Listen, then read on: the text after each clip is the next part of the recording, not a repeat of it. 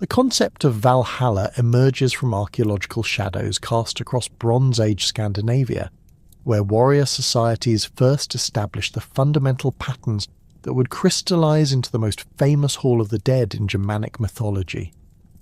Between 1700 and 500 BZ, excavations across Denmark, southern Sweden, and Norway reveal a consistent pattern of elite burial practices that demonstrate the centrality of the warrior ethos and hall-based social organisation that would later find its mythological expression in Odin's Great Hall. The Kivik grave in southeastern Sweden, dating to approximately 1400 BC, provides compelling evidence for early warrior cult practices. This massive stone cyst contains bronze razors, swords, and ceremonial axes arranged around the deceased, while the interior stone slabs display carved scenes of warriors, chariots, and what appear to be processions toward a large building structure. The iconography suggests that even in the Middle Bronze Age, Scandinavian elites conceived of death as a transition to a warrior afterlife centered around a great hall. Similar patterns emerge from the Sagaholm Barrow complex in Västergötland, where bronze weapons were deliberately broken and placed with the dead, indicating ritualized killing of objects to accompany warriors into the next world. Archaeological evidence from sites like Apakra and Skana reveals the physical manifestation of hall-centered society structures that would provide the template for Valhalla's conception. The Great Hall at Apakra, continuously rebuilt and expanded from the 1st century BC through the 10th century AD, measured over 50 metres in length and featured massive timber posts supporting a roof structure that could accommodate hundreds of warriors. The hall's floor contained deposits of weapons, jewellery and animal bones from repeated feasting, creating literal layers of warrior culture. These archaeological deposits demonstrate that the hall functioned simultaneously as political centre, religious focus and symbolic representation of the cosmic order. The linguistic archaeology of Valhalla reveals equally ancient roots extending deep into Proto-Germanic antiquity. The compound derives from Proto-Germanic Valhaz, meaning those slain in battle or battlefield dead, combined with hallo, denoting a covered building or hall. The first element connects to a broader Indo-European root well, meaning to strike down or wound, which appears in Celtic wallow and Latin vulnus.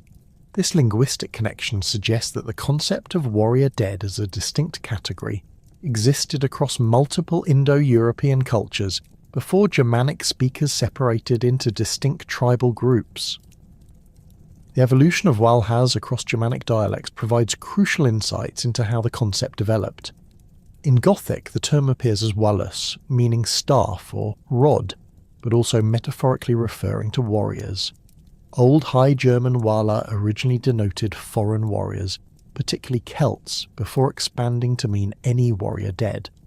The Old Norse development into Valor represents the most specialised evolution of the term, indicating that Scandinavian cultures developed the most elaborate conceptual framework around warrior death. The consistency of the hallo element across all Germanic languages, Old English Hel, Old High German Halla, Gothic Hallus, demonstrates the fundamental importance of the hall structure in Germanic social organisation. The second element, hallo, derives from the Proto-Indo-European root kel, meaning to cover or conceal, which also produces Latin cella and Greek kalyptine. This etymology reveals that halls were conceived primarily as protective enclosures, spaces that provided security and shelter from the hostile external world. In Germanic contexts, halls represented the ordered cosmos opposed to the chaos of the wilderness, making them natural symbols for the afterlife destination of warriors who died defending social order. Comparative analysis reveals striking parallels between Germanic warrior afterlife concepts and similar beliefs across the Indo-European world. Celtic traditions describe the otherworld halls of figures like Manannán mac Lir and the Dagda, where heroes feast eternally after death in battle. The Irish Cid Mounds contained halls where the Tuatha De Danann maintained their warrior bands, complete with endless supplies of mead and pork. Welsh traditions preserve similar concepts in the halls of Annan, the otherworld realm where Gwyn ap Nudd leads the eternal hunt. These Celtic parallels suggest a shared Indo-European substrate of beliefs about warrior afterlife centred on hall-based communities. Indo-Iranian traditions provide additional comparative evidence through concepts like the Zoroastrian House of Song, where righteous warriors enjoy eternal feasting and combat. The Avestan texts describe this paradise as a great hall, where heroes who died fighting against the forces of darkness continue their struggle in spiritual form. Vedic traditions similarly describe the Hall of Indra, where warriors who died in battle join the god's retinue for eternal warfare against demons and dragons. These parallels indicate that the association between warrior death, halls, and continued martial activity represents an ancient Indo-European religious pattern rather than a uniquely Germanic innovation. The archaeological record of pre-Christian Scandinavian burial practices provides concrete evidence for beliefs that directly prefigure Valhalla's imagery and symbolism. Ship burials, first appearing in the Scandinavian Bronze Age and continuing through the Viking period, demonstrate consistent beliefs about death as a journey to a distant hall. The Hjortspring boat from Als, Denmark, dating to 400-300 BC, contained weapons and shields arranged as if the vessel carried a full warrior crew into the afterlife. The ship's construction, with overlapping planks sealed with resin, created a watertight chamber that functioned as both tomb and transport vessel. Later ship burials at sites like Sutton Hoo in England and Oseberg in Norway elaborate this pattern with increasingly sophisticated grave goods and architectural elements. The Oseberg ship burial contained not only weapons and jewellery, but also a wooden cart, sleds and textile fragments that suggest the deceased expected to maintain a complete household in the afterlife. The ship's construction included a burial chamber built into the vessel's centre, creating a hall-like space where the dead could hold court. These burials demonstrate that Scandinavian elites conceived of death as relocation to a distant hall accessible only by ship travel. Weapon deposits in lakes, bogs and rivers throughout Scandinavia provide additional evidence for beliefs about warrior afterlife that prefigure Valhalla concepts.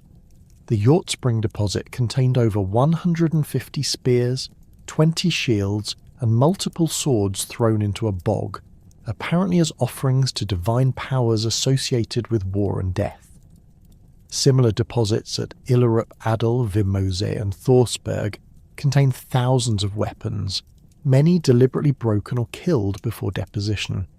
The scale and consistency of these deposits across several centuries indicate systematic religious practices focused on transferring weapons to divine warriors in the afterlife. The ritual destruction of weapons before deposition parallels descriptions of Valhalla, where Einherjar receive new weapons each day for their eternal battles. Archaeological analysis reveals that swords were bent, spear points snapped off, and shield bosses crushed before being thrown into the water. This deliberate destruction transforms functional weapons into ritual objects suitable for otherworldly use, suggesting beliefs that divine warriors required specially prepared equipment different from earthly weapons. The geographic distribution of weapon deposits follows major river systems and trade routes, indicating that these rituals occurred at significant landscape features that served as boundaries between the human and divine worlds.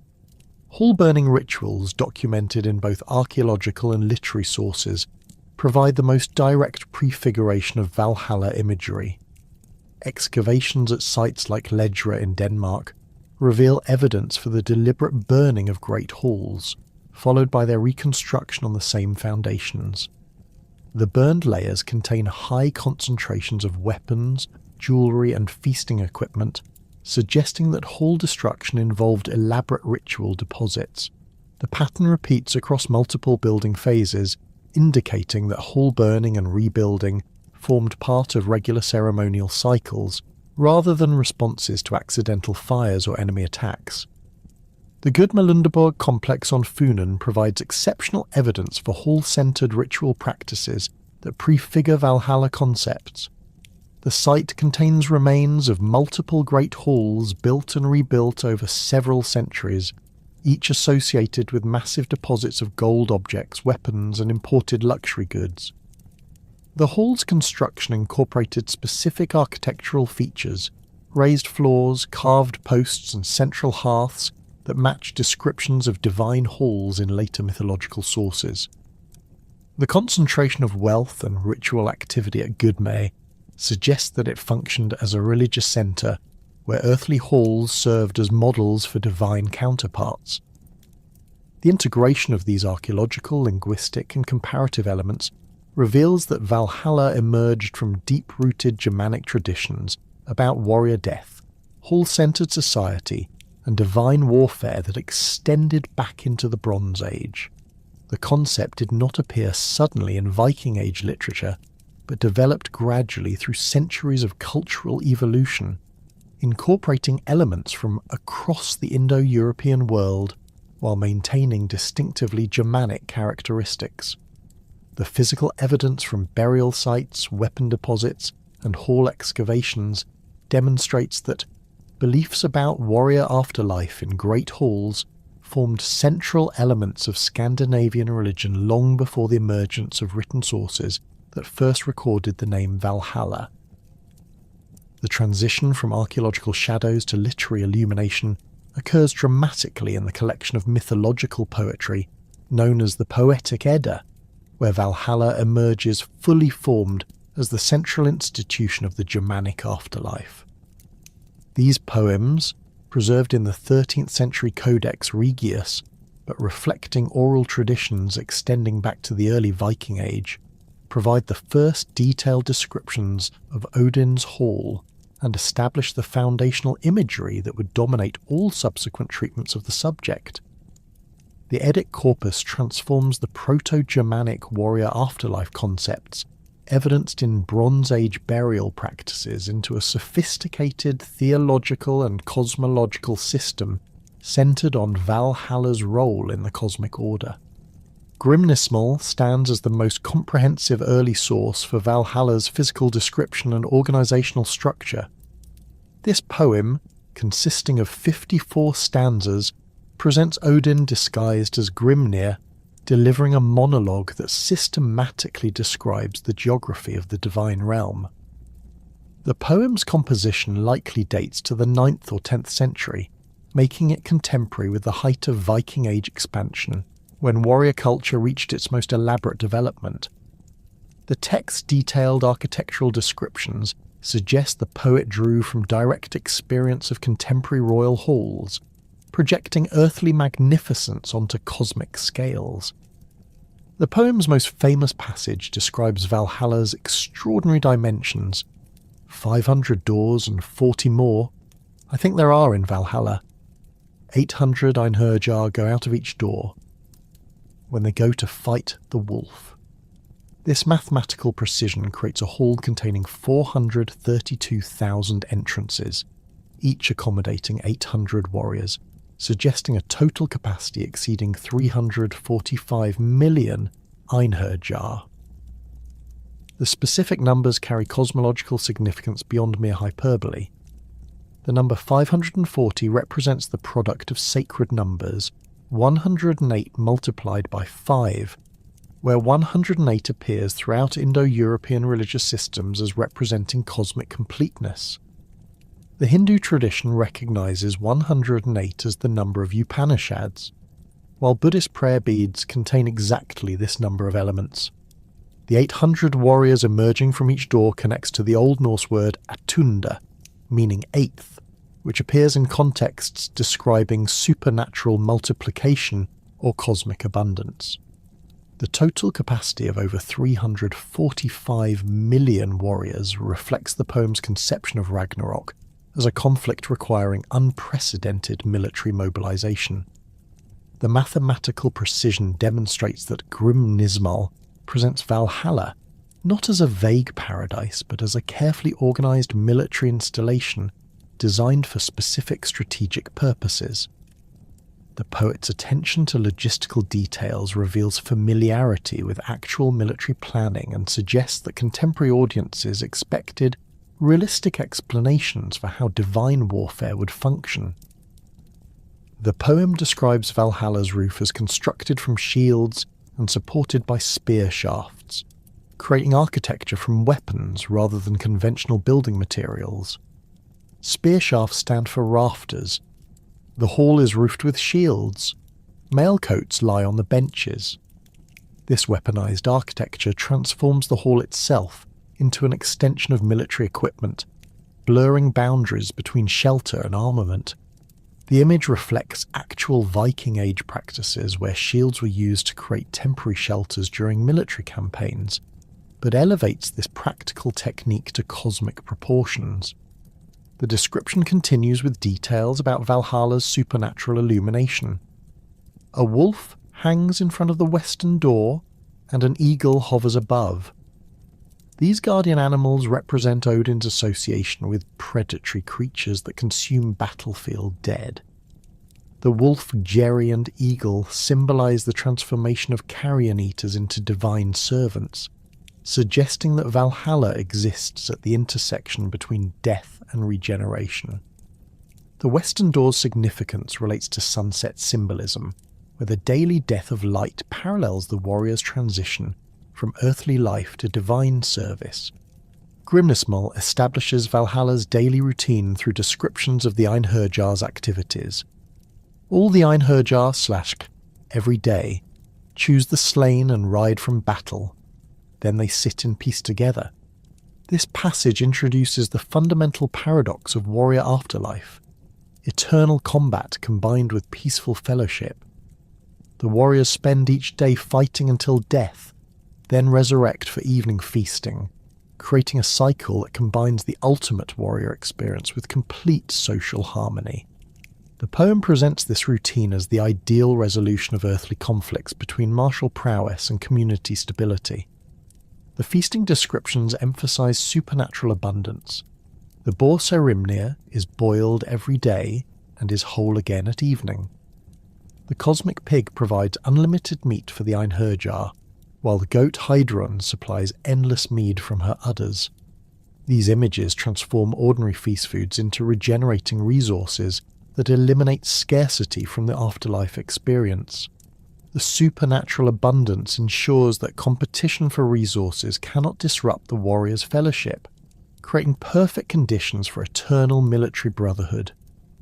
Völuspá, the opening poem of the Eddic collection, provides crucial context for Valhalla's role in cosmic history by describing its function during Ragnarok.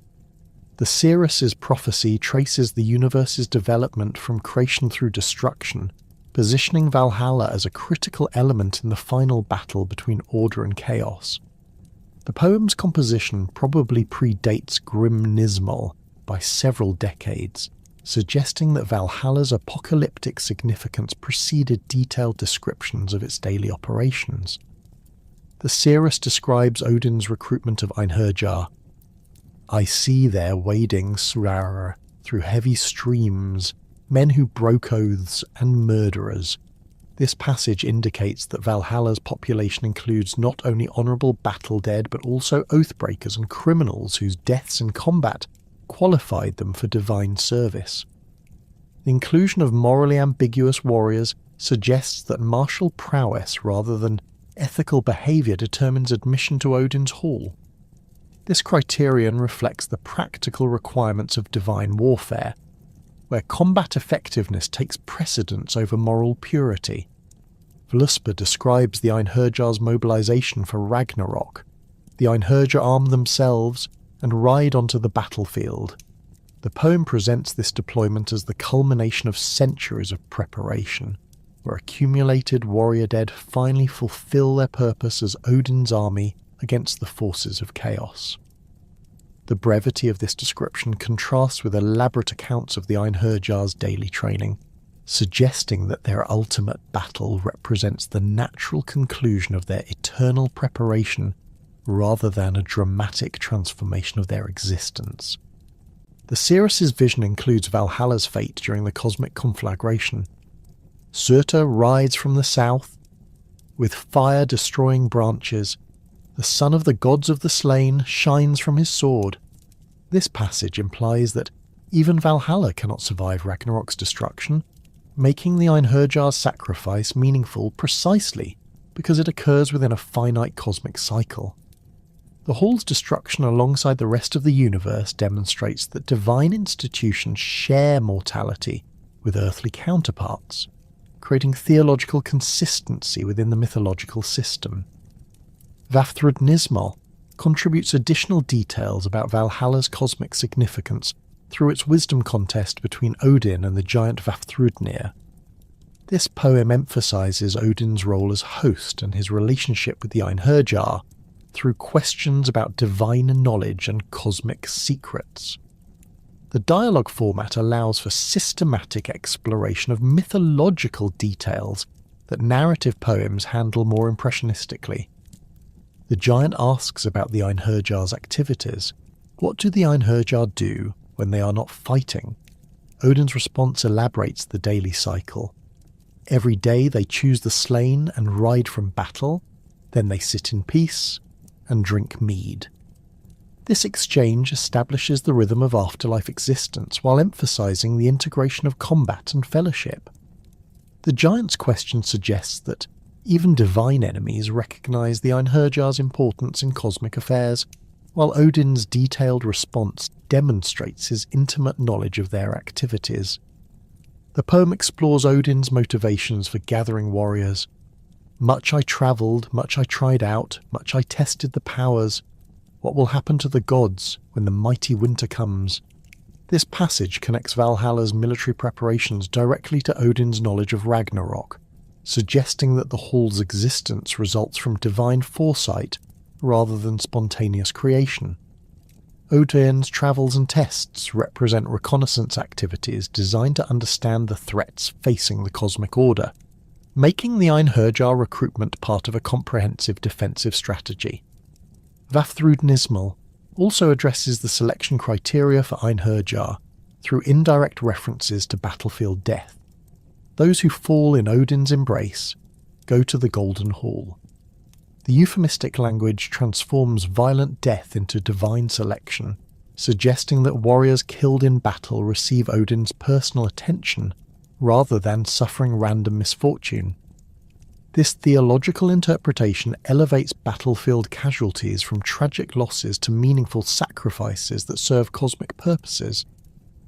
The Eddic poems employ sophisticated poetic devices to describe Valhalla and its inhabitants, creating a specialized vocabulary that emphasizes the Hall's unique characteristics. Kennings, metaphorical compound phrases that replace simple nouns, appear throughout these texts to describe warriors, weapons, and divine locations. The Einherjar receive numerous kennings: Odin's guests, choosers of the slain, wolf feeders, and raven gladdeners. These phrases emphasize different aspects of warrior identity while connecting them to Odin's broader mythological associations. Valhalla itself receives elaborate kenning treatment: Hall of the Slain, Odin's Hall, Shield Hall, and Spear Hall. These metaphorical descriptions emphasize the building's military character while avoiding repetitive use of the proper name. The kenning system creates semantic networks that link Valhalla to weapons, death, divine authority, and cosmic warfare through poetic association rather than direct statement. This technique allows poets to explore complex theological concepts through accumulated metaphorical layers rather than systematic exposition. The poems utilize alliterative verse patterns that emphasize key concepts through sound repetition. Lines describing Valhalla consistently place stressed syllables on words related to warfare, death, and divine power. Glittering weapons gleam in the Golden Hall, or spear shafts stand supporting the shield roof. The alliterative structure reinforces semantic content through acoustic emphasis. creating memorable phrases that facilitate oral transmission while highlighting important theological concepts. Eddic poetry also employs systematic imagery patterns that connect Valhalla to broader mythological themes. Light imagery appears consistently in descriptions of the hall's appearance. Golden walls, gleaming weapons, and bright shields create visual associations with divine radiance and supernatural power. This luminous quality distinguishes Valhalla from earthly halls, while connecting it to other divine locations described in similar terms throughout the mythological corpus. Animal imagery provides another systematic element in Valhalla descriptions. Ravens, wolves, eagles, and boars appear repeatedly in connection with the hall and its inhabitants, creating a bestiary of creatures associated with war and death. These animals serve multiple functions, as Odin's servants and messengers, as symbols of battlefield scavenging, and as sources of supernatural sustenance for the Einherjar. The consistent animal imagery creates thematic unity across different poems, while reinforcing Valhalla's connection to the natural world's predatory relationships. The Eddic treatment of time in Valhalla descriptions reveals sophisticated theological thinking about eternity and cyclical renewal. The Einherjar's daily routine of combat, death, and resurrection creates a temporal pattern that combines linear progression with circular repetition.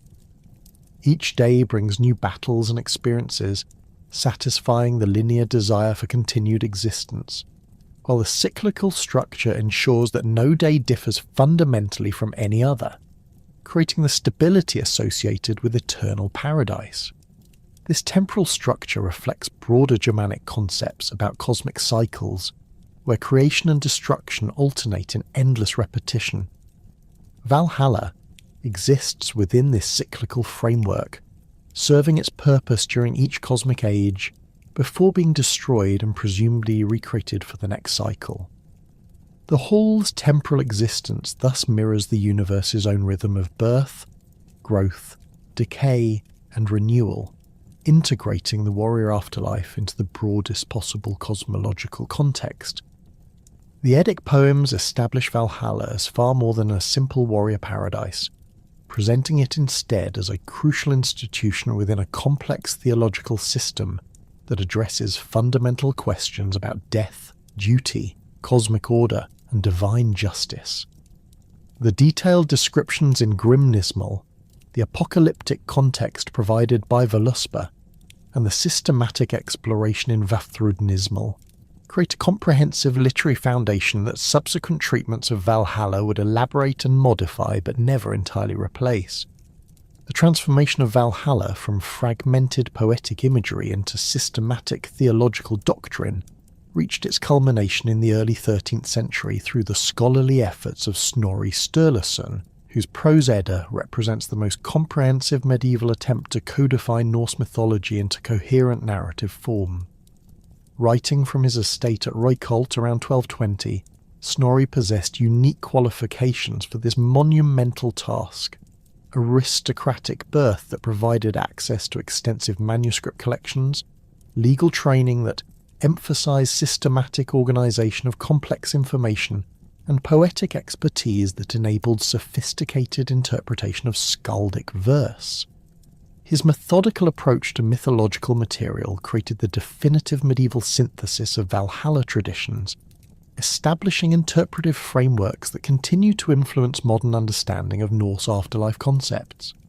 Snorri's Gylfaginning opens with King Gylfi of Sweden disguised as Gangleri, seeking wisdom from three mysterious figures, High, just as High, and Third, who reveal the secrets of Norse cosmology through systematic questioning.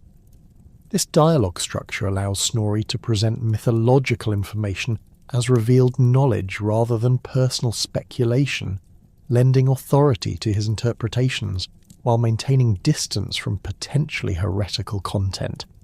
The three respondents function as composite voices of traditional wisdom, enabling Snorri to synthesize contradictory sources without explicitly choosing between competing versions of mythological events. The architectural description of Valhalla and Gylfaginning demonstrates Snorri's systematic approach, to organising scattered poetic references into coherent physical descriptions. Where Eddic poetry provided fragmentary images of shield roofs and spear supports, Snorri constructs a detailed building that readers can visualise completely. The hall stretches so far that its ends disappear beyond sight, while its roof consists of golden shields that reflect light throughout the interior space. The walls rise from foundations of massive stone blocks to heights that dwarf earthly buildings, creating an architectural monument that combines practical military design with supernatural grandeur. Snorri's description emphasises Valhalla's golden roof as its most distinctive architectural feature, departing from earlier poetic sources that focus primarily on weaponized construction materials. The golden covering serves multiple symbolic functions within his systematic presentation. It demonstrates Odin's wealth and power, provides supernatural illumination for the hall's interior, and creates visual connections to other divine locations described in similar terms throughout the mythological corpus. The gold's imperishable nature ensures that Valhalla's roof will maintain its brilliance throughout the ages leading to Ragnarok, symbolising the eternal nature of divine institutions despite their ultimate destruction. The spear-supported structure receives elaborate technical explanation in Snorri's account, where countless spear shafts serve as both architectural elements and symbolic representations of the Einherjar's martial purpose. These supports consist of ashwood harvested from Yggdrasil's branches, connecting Valhalla's physical structure directly to the world tree that supports the entire cosmos. The spear's iron points face upward toward the golden roof, creating a forest of weapons that transforms the hall's interior into a symbolic battlefield, where every architectural element reinforces military themes. Snorri systematizes the Einherjar selection process through detailed explanation of Valkyrie activities and divine decision-making procedures that earlier sources treated impressionistically. The Valkyries operate according to specific protocols established by Odin, who determines general selection criteria while delegating tactical implementation to his female servants. Warriors who die courageously in battle while fighting against superior odds receive priority consideration, particularly those who continue fighting despite mortal wounds or impossible tactical situations. The selection process emphasizes martial virtue over social status, ensuring that Valhalla's population consists of proven fighters rather than merely aristocratic casualties. The Valkyries themselves receive systematic classification in Snorri's presentation, where he distinguishes between different ranks and specializations within their divine service. Senior Valkyries like Skuld and Gondul possess authority to make independent selection decisions during major battles, while junior members operate under direct supervision from their superiors. Some Valkyries specialize in specific warrior types, cavalry fighters, archers, or naval combatants, ensuring that Valhalla's population maintains balanced military capabilities suitable for diverse combat situations during Ragnarok. Snorri's account details the Valkyries' appearance and equipment with precision that reflects contemporary aristocratic military culture. They wear mail coats constructed from silver rings that provide complete protection without restricting movement, while their helmets feature golden decorations that identify their divine status to both living warriors and the battlefield dead.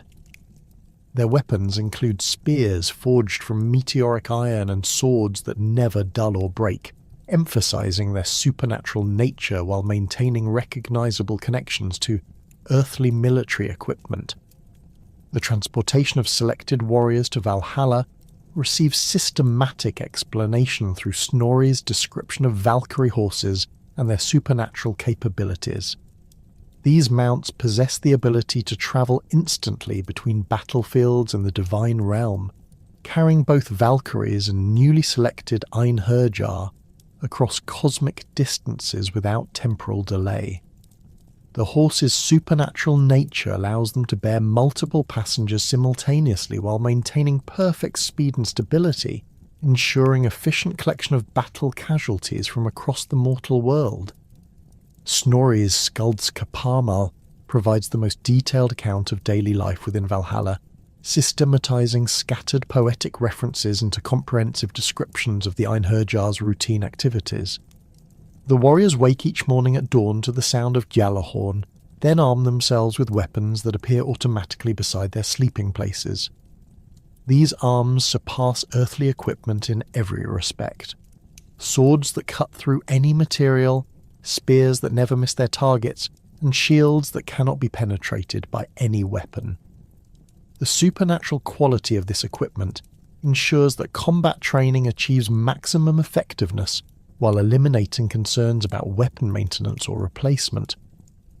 The daily combat exercises follow structured patterns designed to prepare the Einherjar for their ultimate battle against the forces of chaos. Morning sessions focus on individual weapons training, where warriors perfect their skills with swords, spears, axes and bows under the supervision of veteran Einherjar who died in earlier ages. Afternoon activities involve unit tactics, where groups practice formation fighting, cavalry charges, and coordinated maneuvers that will prove essential during Ragnarok's complex battle scenarios. The most distinctive aspect of Valhalla's training regimen involves combat sessions where Einherjar fight each other to actual death, then resurrect for evening feasting. This practice allows warriors to experience the full intensity of mortal combat without permanent consequences, creating training conditions that perfectly replicate battlefield reality. The daily death and resurrection cycle also serves theological purposes within Snorri's systematic presentation, demonstrating divine power over mortality while ensuring that aggressive impulses find appropriate outlets that do not disrupt the hall's social harmony. Snorri systematizes the evening feasting through detailed descriptions of supernatural food sources and service procedures that transform scattered mythological references into coherent institutional practices. The boar Sarimnir provides unlimited meat through daily regeneration, while the goat Hydrun supplies endless mead from udders that never empty. The automatic renewal of these food sources eliminates scarcity from Valhalla's economy, creating perfect conditions for generous hospitality that reinforces social bonds among the Einherjar. The mead-serving Valkyries operate according to strict protocols that ensure efficient service while maintaining appropriate ceremonial dignity. Senior Valkyries serve Odin and the most distinguished Einherjar at the high table, while junior members attend to the general warrior population throughout the hall's vast interior. The serving procedures follow elaborate etiquette rules that demonstrate respect for martial achievement while reinforcing hierarchical relationships based on combat experience and divine favour. Snorri's systematic approach extends to detailed explanations of seating arrangements within Valhalla that reflect both military organisation and social status among the Einherjar. Warriors who died in particularly famous battles receive places of honour near Odin's high seat, while more recent arrivals occupy positions further from the centre of ceremonial activity. This arrangement creates incentives for distinguished service while ensuring that all Einherjar receive appropriate recognition for their sacrificial deaths in battle. The integration of Christian theological concepts into Snorri's presentation of Valhalla represents his most sophisticated interpretive achievement, where he transforms pagan afterlife beliefs into forms compatible with medieval Christian cosmology without completely abandoning their distinctive Norse characteristics. Snorri presents Odin as a powerful but ultimately finite being who operates within cosmic limitations rather than exercising absolute divine authority. This theological framework allows Christian readers to appreciate Norse mythology as a historical curiosity, rather than competing religious system, while preserving the dramatic tension essential to mythological narrative. Snorri's Christian influences appear most clearly in his moral interpretation of the Einherjar selection process, where he emphasizes divine justice and ethical considerations that receive minimal attention in earlier sources. Warriors who die defending innocent people or protecting their communities receive preferential consideration for Valhalla admission, while those killed during raids or aggressive warfare face more stringent evaluation of their motivations and conduct. This moral framework transforms Valhalla from a simple warrior paradise into an institution that rewards virtuous behaviour rather than mere combat effectiveness. The concept of divine judgment permeates Snorri's systematic presentation through repeated emphasis on Odin's wisdom and moral authority in selecting Einherjar candidates. Odin possesses complete knowledge of each warrior's thoughts, motivations, and past actions, enabling perfectly just decisions about afterlife destinations. This omniscient divine authority reflects Christian theological concepts, while maintaining distinctively Norse characteristics that prevent complete assimilation to medieval Christian doctrine. Snorri's methodology in reconstructing Valhalla mythology demonstrates sophisticated scholarly techniques that anticipate modern historical and philological approaches to ancient sources. He systematically collected skaldic poetry from multiple periods and regions, comparing different versions of mythological references to identify consistent elements while noting significant variations.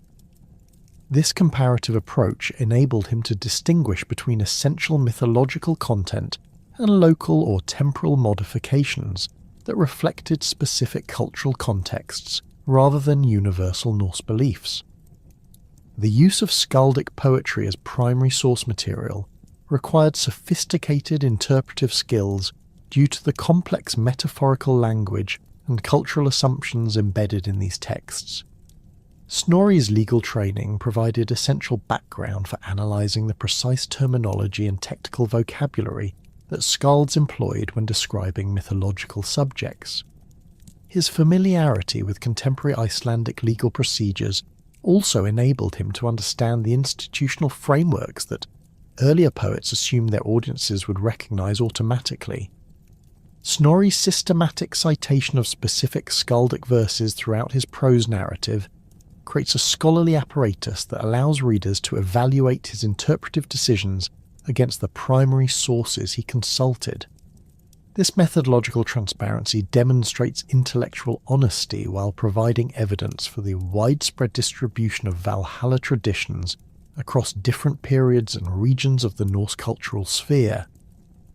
The consistent appearance of similar imagery and concepts in poetry attributed to different composers from various centuries supports Snorri's claim that his systematic presentation reflects authentic traditional beliefs rather than personal speculation. The integration of oral traditions into Snorri's written synthesis required careful evaluation of the reliability and antiquity of different narrative elements. Snorri possessed access to elderly informants who preserved traditional stories through memorized recitation, enabling him to supplement written sources with oral material that might preserve authentic details absent from surviving manuscripts. His systematic comparison of oral and written traditions reveals sophisticated understanding of how mythological knowledge transmitted across generations through different media. Snorri's treatment of contradictory source materials demonstrates methodological sophistication that acknowledges the complexity of traditional knowledge systems while maintaining narrative coherence in his systematic presentation. When sources provided incompatible details about Valhalla's characteristics or the Einherjar's activities, Snorri typically selected the version that best integrated with his overall interpretive framework while noting alternative traditions in subsidiary passages. This approach preserves valuable information about mythological variation, while avoiding the confusion that would result from presenting all contradictory elements as equally authoritative. The geographical scope of Snorri's source materials encompasses the entire Norse cultural region, including Iceland, Norway, Denmark, and Swedish territories, demonstrating the widespread distribution of Valhalla traditions throughout medieval Scandinavia. His systematic collection of regional variations reveals both the fundamental consistency of core mythological concepts and the local modifications that reflected specific cultural conditions in different areas. This comprehensive geographical coverage supports the authenticity of his systematic presentation, while documenting the cultural unity that characterized Norse civilization despite political fragmentation. The emergence of Valkyries as central figures in Valhalla's mythology represents one of the most complex evolutionary processes in Germanic religious development, transforming from primitive battlefield spirits into sophisticated divine agents responsible for warrior selection and cosmic order maintenance. Archaeological evidence from the 6th through 10th centuries reveals this transformation through material culture, while literary sources document the theological refinement that elevated Valkyries from terrifying death demons to noble handmaidens of Odin. The Valkyrie connection to Valhalla extends beyond simple messenger duties to encompass fundamental questions about divine justice, warrior virtue, and the mechanisms through which mortal actions achieve cosmic significance.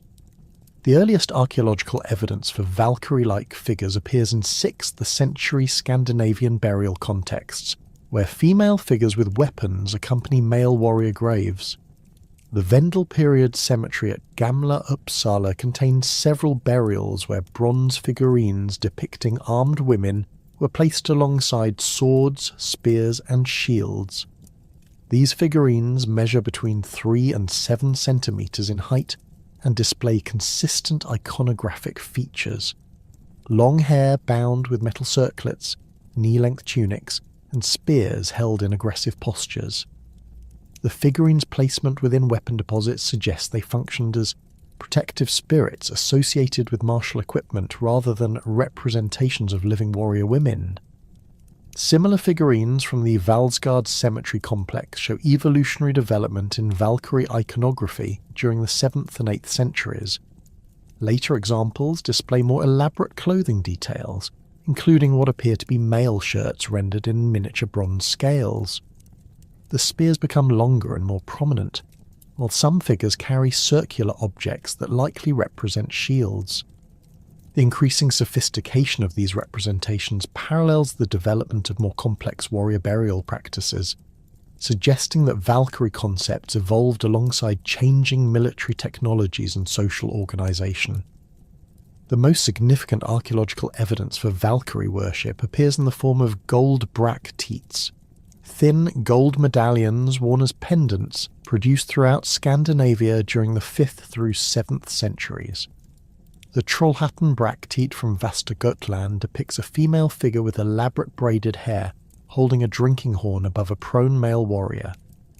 Runic inscriptions around the medallion's edge include the phrase Alu, a magical formula associated with protection and divine favour. The scene's composition suggests the female figure serves as an intermediary between divine and mortal realms, offering spiritual sustenance to fallen warriors. The Funen bracteate collection provides extensive evidence for systematic Valkyrie iconography across multiple production centres. Over 40 examples from various Danish sites display consistent imagery. Female figures with bird attributes, typically ravens or eagles, attending to warriors in various states of combat or death. The bird associations connect these figures to Odin's ravens, Hugin and Munin, suggesting that Valkyries functioned as extensions of divine surveillance and communication systems. The standardization of this imagery across different regions indicates widespread cultural recognition of Valkyrie roles in warrior afterlife beliefs. Bracteate runic inscriptions provide linguistic evidence for Valkyrie terminology during the migration period. The Sealand bracteate contains the inscription Walkyrja, representing the earliest written form of the word that would develop into Old Norse Valkyria. The term's consistent appearance across different bracteate finds demonstrates the widespread distribution of Valkyrie concepts throughout the Germanic cultural sphere before the Viking Age consolidation of Norse mythology. The runic evidence supports the antiquity of Valkyrie beliefs, while documenting their integration into broader systems of divine nomenclature. The evolution from battlefield spirits to divine handmaidens reflects broader changes in Germanic religious concepts during the transition from migration period warrior bands to more sophisticated early medieval kingdoms. The earliest literary references in Anglo-Saxon poetry present Valkyries as terrifying supernatural predators who devour battlefield casualties. The Battle of Maldon describes choosers of the slain as wolf-like creatures that tear flesh from corpses, while the Exeter book contains references to battle ravens, with female characteristics who consume the eyes and hearts of dead warriors. Continental Germanic sources from the 8th and 9th centuries show intermediate stages in Valkyrie evolution where battlefield predator imagery coexists with more benevolent protective functions. The Old High German Merseburg charms mention Idisi, supernatural women who can bind or release warriors during combat, suggesting divine females possessed authority over battle outcomes rather than simply scavenging after conflicts ended. The Langobardic Origo Gentis Langobardrum describes Freya and her maidens influencing battle results through strategic interventions, indicating that Germanic peoples across different regions developed similar concepts about female divine involvement in warfare.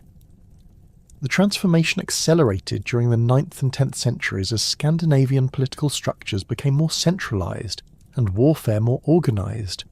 The development of professional warrior bands serving royal courts created demand for more sophisticated theological explanations of military service and death in battle. Valkyries evolved to fill this explanatory gap by providing divine sanction for warrior culture while offering consolation for battlefield losses through promises of continued service in Valhalla. The individual Valkyrie figures documented in skaldic and Eddic poetry reveal the complexity of their mythological development and their specific connections to Valhalla's warrior recruitment system. Brynhild represents the most fully developed Valkyrie character in Norse literature, appearing in multiple poem cycles that trace her evolution from divine servant to tragic heroine. The Volsunga saga presents her as a Valkyrie punished by Odin for disobeying his battle selection commands, transformed from divine agent into mortal woman as punishment for excessive independence. Brynhild's disobedience involved protecting a warrior whom Odin had marked for death, reflecting theological tensions between divine will and individual moral judgment. Her punishment, imprisonment within a ring of fire until a worthy hero could claim her, transforms her from active agent of divine will into passive recipient of male heroic action. This narrative pattern suggests that Valkyrie mythology addressed contemporary concerns about female authority and autonomy within warrior culture, providing cautionary examples about the consequences of challenging divine or masculine authority. The Brynhild narrative cycle demonstrates Valkyrie connections to Valhalla through her intimate knowledge of Einherjar selection criteria and afterlife conditions. Her conversations with Sigurd reveal detailed information about Odin's preferences for warrior recruits, including his favoritism for fighters who continue battling despite hopeless odds. She describes Valhalla's daily routine with authority that suggests personal experience, indicating that Valkyries possessed insider knowledge of divine institutions that enabled them to function as reliable guides for prospective Einherjar. Brynhild's magical abilities include the power to determine battle outcomes through runic spells and protective charms, connecting Valkyrie authority to the broader system of Germanic magic and divination. Her teaching of battle runes to Sigurd demonstrates that Valkyries served educational functions beyond simple warrior selection, transmitting specialized military knowledge that enhanced mortal combat effectiveness. This pedagogical role suggests that Valkyries functioned as intermediaries between divine wisdom and human application, making them essential components of the theological system that connected earthly warfare to cosmic purposes. Sigrun appears in the Helgi poems as a Valkyrie whose love for the hero Helgi creates conflicts between personal desire and divine duty. Her relationship with Helgi begins when she selects him for death in battle, but her attraction to his martial prowess leads her to protect rather than collect him. This narrative explores the tension between Valkyrie professional obligations and individual emotional responses, suggesting that even divine beings experienced conflicts between duty and personal preference. The Sigrun-Helgi relationship demonstrates Valkyrie authority over life and death through her ability to postpone Helgi's destined death through magical protection. Her interventions enable him to survive multiple battles where he should have died, indicating that Valkyries possessed considerable discretionary authority in implementing Odin's selection decisions. This flexibility in divine administration suggests that the mythological system accommodated individual agency within predetermined cosmic patterns. Sigrun's continued relationship with Helgi after his eventual death illustrates Valkyrie connections to the boundary between life and death. She visits his burial mound for nocturnal meetings, where they resume their earthly relationship in spiritual form, demonstrating that Valkyrie authority extended beyond the moment of death to encompass ongoing relationships with the deceased. These supernatural visitations suggest that Valkyries served as permanent intermediaries between living and dead, rather than simply functioning as one-time psychopomps. The poem cycle presents Sigrun's eventual fate as transformation into a new Valkyrie identity, Kara, who serves Helgi's reincarnated form in subsequent adventures. This recycling of Valkyrie personas through multiple heroic generations indicates that individual Valkyrie identities possessed flexibility that enabled them to adapt to changing mythological requirements while maintaining essential characteristics. The reincarnation pattern also suggests that Valkyrie hero relationships possessed cosmic significance that transcended individual lifetimes. Svava represents the most ancient Valkyrie figure in Norse literature, appearing in poems that preserve archaic features absent from later Valkyrie developments. Her name derives from the Old Norse verb svær, meaning to sleep or to die, connecting her directly to death-bringing functions that characterized early Valkyrie concepts. The first lay of Helgi Hundingsbane presents her as a more primitive figure than either Brynhild or Sigrun, emphasizing her supernatural nature through bird transformation abilities and prophetic powers. Svava's relationship with the hero Helgi Hjorvardsson demonstrates early Valkyrie selection procedures where personal attraction influenced divine decision-making. Her choice to protect rather than collect Helgi reflects individual agency within divine service. But the poem presents this decision as natural rather than transgressive, suggesting that earlier Valkyrie concepts allowed greater personal discretion than later systematized versions. This flexibility indicates that primitive Valkyrie mythology emphasized individual relationships over institutional obligations. The poem describes Svava's transformation between human and bird forms during battle, where she appears as a swan or raven to observe combat while maintaining her beautiful woman appearance for interactions with chosen heroes. These shape-shifting abilities connect her to broader Germanic traditions about supernatural women who possessed animal characteristics, particularly birds associated with battlefields and death. The transformation imagery suggests that Valkyries existed at the boundary between human and animal realms, possessing characteristics of both without being limited to either. Svava's prophetic abilities enable her to warn Helgi about future dangers and provide strategic advice for upcoming battles. Her foreknowledge derives from divine sources that remain mysterious within the poem, but her accurate predictions demonstrate supernatural access to information unavailable to mortal intelligence. This prophetic function suggests that Valkyries served as divine communication channels that transmitted cosmic knowledge to earthly heroes, making them essential components of the information systems that connected divine and mortal realms. Archaeological evidence for Valkyrie worship extends beyond bracteates and figurines to include runestone depictions that document the integration of Valkyrie imagery into public memorial contexts. The Ramsund runestone in Södermanland depicts scenes from the Sigurd legend that include a female figure offering a drinking horn to the hero. The figure's elaborate dress and prominent position within the carved narrative suggest divine status, while her association with the drinking horn connects her to Valkyrie's serving functions within Valhalla's feasting halls. The Gok runestone from Södermanland contains runic inscriptions that invoke Valkyrie protection for the deceased warrior commemorated by the monument. The inscription requests that Valkyries guide him to the Bright Bridge, likely referring to Bifrost, indicating popular belief in Valkyrie psychopomp functions that extended beyond elite warrior circles. The runestone evidence demonstrates that Valkyrie concepts influenced memorial practices among ordinary farmers and landowners rather than remaining confined to aristocratic warrior culture. Gotland picture stones from the 8th through 10th centuries provide extensive visual evidence for Valkyrie iconography in domestic contexts. The Ardris VIII stone depicts multiple female figures with elaborate hairstyles and long dresses attending to warriors in various scenes that appear to represent different stages of heroic careers.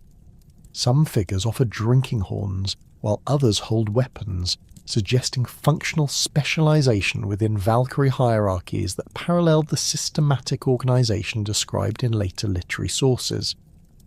The Labro Tangelgada stone contains the most detailed Valkyrie representation in Scandinavian stone carving, showing a female figure with bird wings carrying a drinking horn above a ship filled with warriors. The combination of flight capability with serving functions demonstrates the integration of earlier bird spirit concepts with later handmaiden imagery, creating composite Valkyrie identities that preserved archaic elements within evolving mythological frameworks. The ship context connects the scene to death journey concepts that parallel Valhalla's role as destination for warrior souls. Amulets and personal ornaments provide evidence for individual Valkyrie devotion among both male and female populations throughout Scandinavia. Silver pendant from 9th century contexts in Norway and Denmark display female figures with spears and drinking horns, suggesting that both warriors and their families sought Valkyrie protection and favour. The widespread distribution of these personal items indicates that Valkyrie worship extended beyond public ceremonial context to encompass private devotional practices. The transformation of Valkyrie imagery from fierce battle demons to noble shield maidens reflects broader cultural changes in medieval Scandinavian society as Christian influences modified traditional mythological concepts.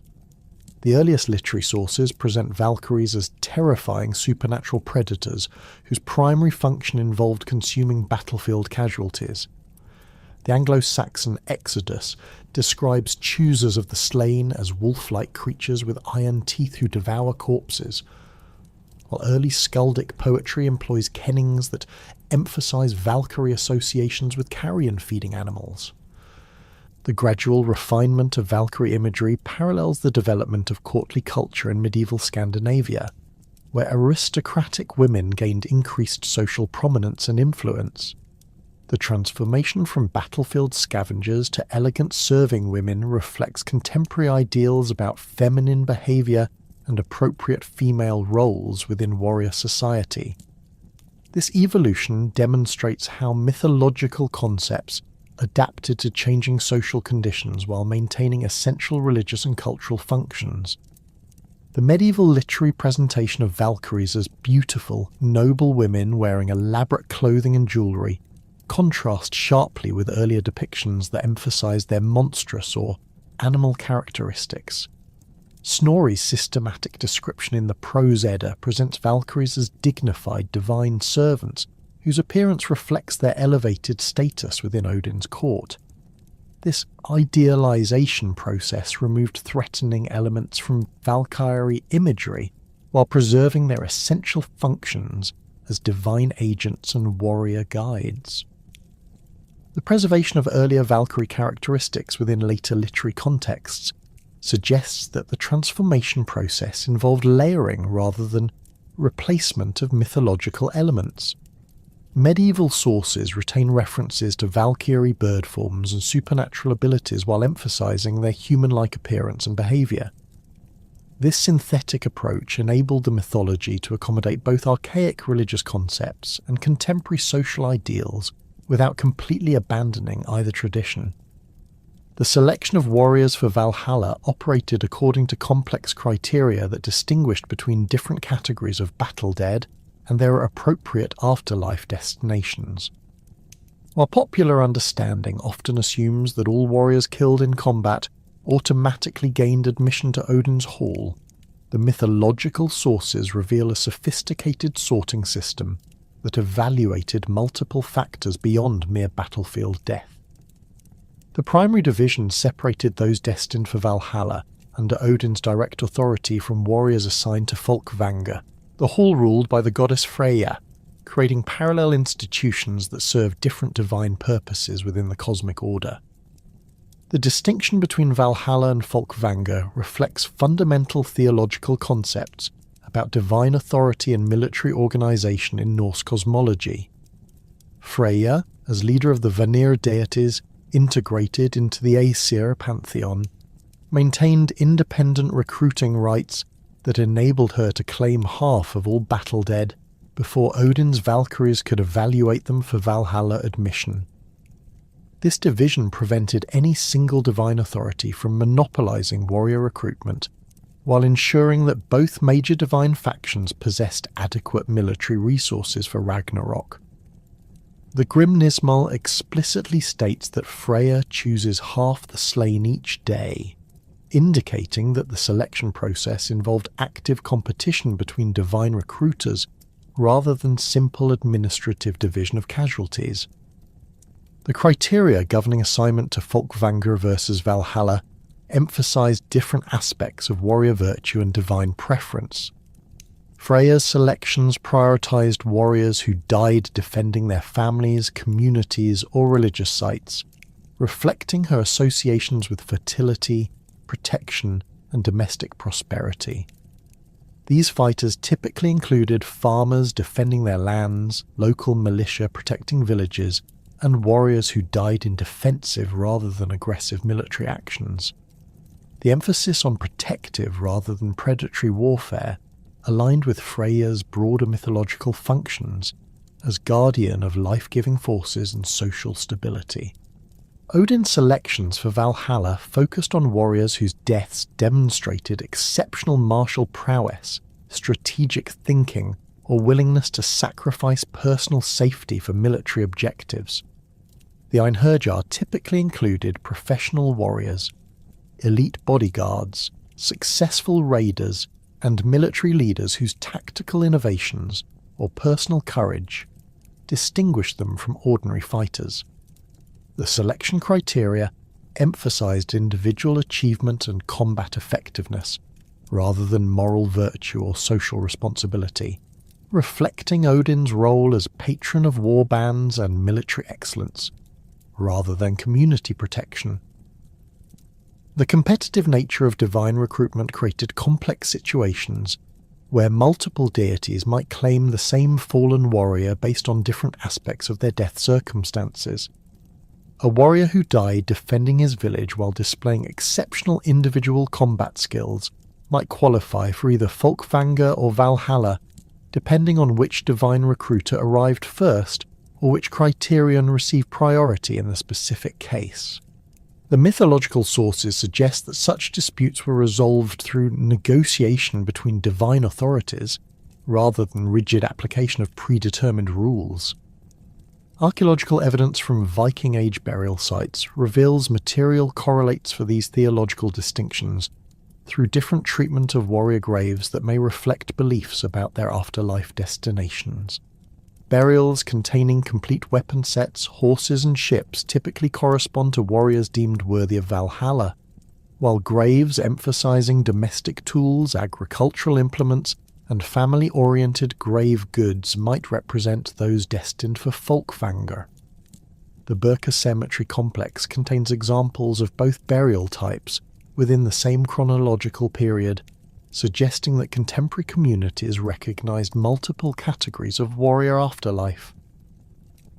The daily routine within Valhalla followed a precisely structured schedule that combined intense military training with elaborate social festivities, creating an existence that fulfilled warrior ideals while preparing the Einherjar for their ultimate purpose in cosmic warfare.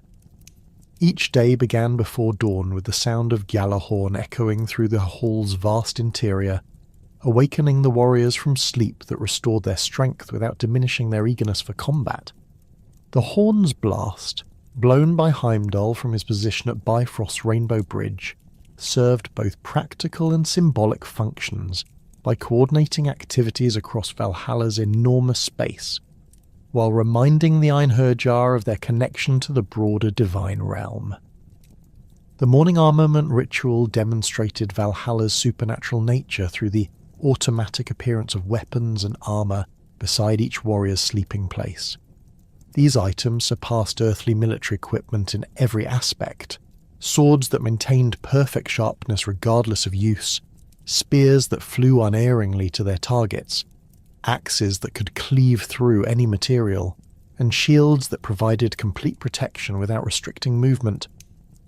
The weapon's supernatural properties ensured that training exercises achieved maximum educational value while eliminating practical concerns about equipment maintenance, replacement, or availability that constrained earthly military forces.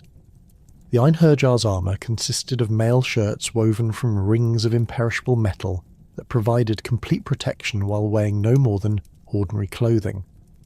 Helmets crafted from precious metals bore decorative elements that identified each warrior's earthly origins, military specializations, and notable battlefield achievements, creating visual systems that facilitated organization and recognition within Valhalla's massive population. The armor's supernatural properties included automatic sizing adjustments that ensured perfect fit regardless of the wearer's physical dimensions, accommodating warriors from different historical periods and cultural backgrounds within standardized equipment systems. The morning combat exercises followed systematic patterns designed to maintain and enhance the Einherjar's military skills through progressively challenging scenarios that replicated every conceivable battlefield situation. Individual weapons training occupied the first several hours after dawn, with warriors practicing sword techniques, spear work, archery and axe fighting under the supervision of veteran Einherjar, who had mastered these skills through centuries of daily practice.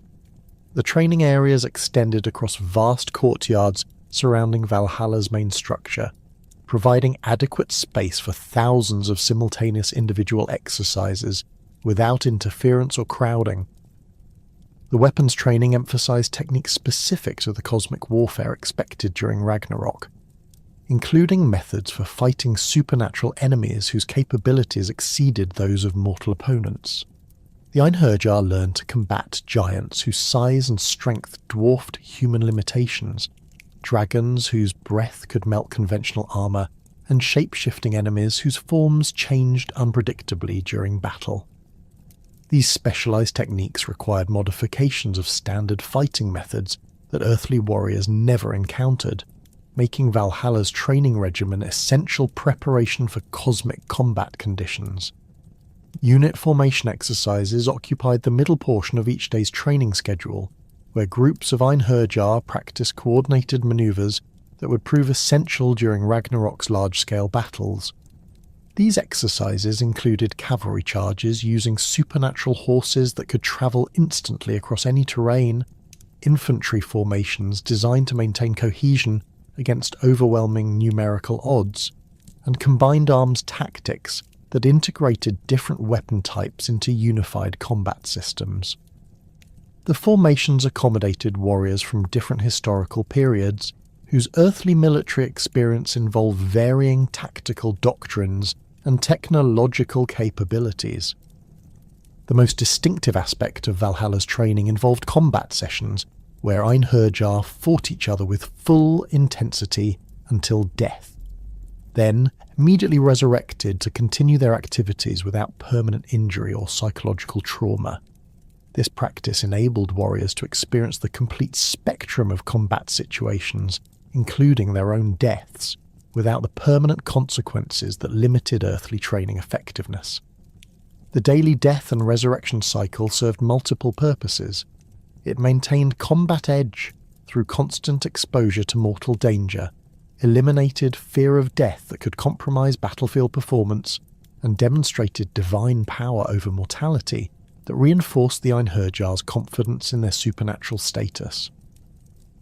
The resurrection process occurred instantaneously upon death, with fallen warriors immediately returning to full health and vigour without memory of pain or suffering from their fatal wounds. This supernatural healing eliminated the psychological trauma typically associated with violent death, while preserving the educational value of experiencing combat's ultimate consequences. The Einherjar retained complete tactical memory of their deaths, enabling them to analyse their mistakes and improve their performance in subsequent training sessions. The combat exercises included scenarios designed to replicate specific threats expected during Ragnarok, based on prophetic knowledge available to Odin through his ravens, his eight-legged horse Sleipnir's travels, and his personal reconnaissance missions throughout the Nine Worlds. The Einherjar practiced fighting the wolf Fenrir, whose size and ferocity exceeded any earthly predator, the Midgard serpent Jormungandr, whose poison breath could kill even divine beings, and the fire giant Surta, whose flaming sword could destroy entire worlds.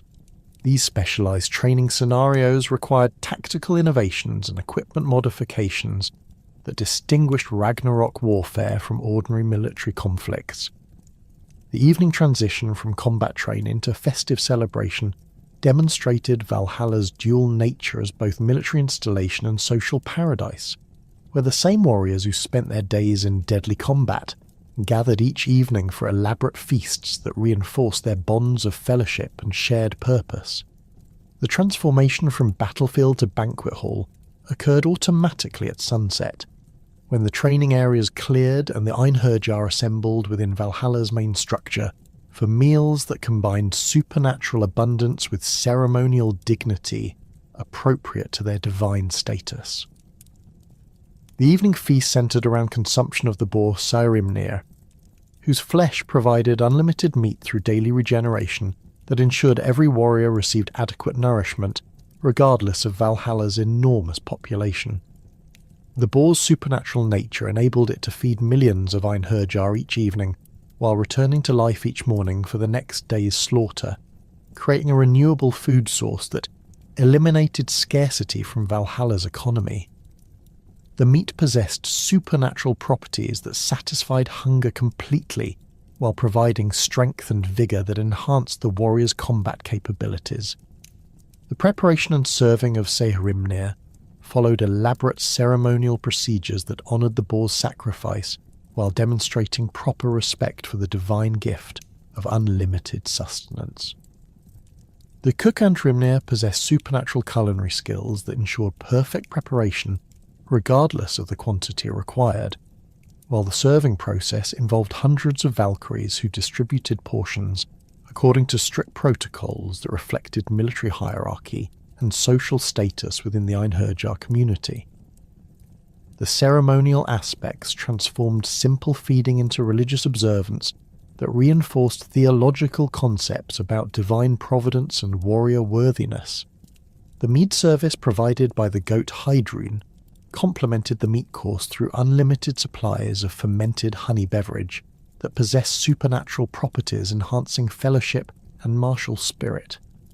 The goat's udders produced streams of mead rather than milk, creating an endless supply of alcoholic refreshment that eliminated concerns about quantity or quality control. The mead's supernatural nature enabled warriors to consume large quantities without experiencing negative effects such as impaired judgment, physical weakness, or behavioural problems that affected mortal drinkers.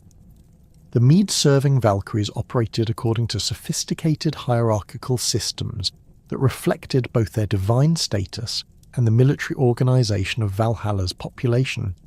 Senior Valkyries like Skuld, Gondal and Hilda served Odin and the most distinguished Einherjar at elevated tables that provided clear views of the entire hall, while junior Valkyries attended to the general warrior population throughout the building's vast interior spaces. The serving procedures followed precise etiquette rules that demonstrated respect for martial achievement while maintaining appropriate ceremonial dignity. The military hierarchy within Valhalla reflected both earthly accomplishments and performance during divine service, creating organizational systems that accommodated warriors from different historical periods, while maintaining effective command structures for cosmic warfare. The highest-ranking Einherjar included legendary heroes whose earthly exploits earned them permanent positions of authority within Valhalla's military organization. These figures served as unit commanders, training supervisors, and strategic advisors whose experience and proven leadership capabilities qualified them for continued command responsibilities in the afterlife. Sigurd the Dragon Slayer occupied a position of particular prominence within Valhalla's hierarchy due to his exceptional combat achievements and his intimate knowledge of supernatural enemies that the Einherjar would face during Ragnarok. His successful battle against the dragon Fafnir provided crucial intelligence about draconic combat techniques and vulnerabilities that informed training programs for other warriors. His leadership of specialized dragon fighting units within Valhalla's military organization demonstrated how individual expertise translated into institutional knowledge that enhanced overall combat effectiveness. Starkadr the Old commanded units specializing in prolonged combat operations due to his earthly reputation for fighting multiple opponents simultaneously over extended periods. His supernatural longevity and combat endurance made him ideal for training Einherjar in the stamina and tactical flexibility required for Ragnarok's anticipated lengthy battles. His experience with different weapon types and fighting styles across multiple generations of earthly warfare provided comprehensive knowledge that enhanced training program effectiveness. The integration of warriors from different historical periods created unique organizational challenges that required sophisticated solutions, accommodating varying military technologies, tactical doctrines, and cultural expectations.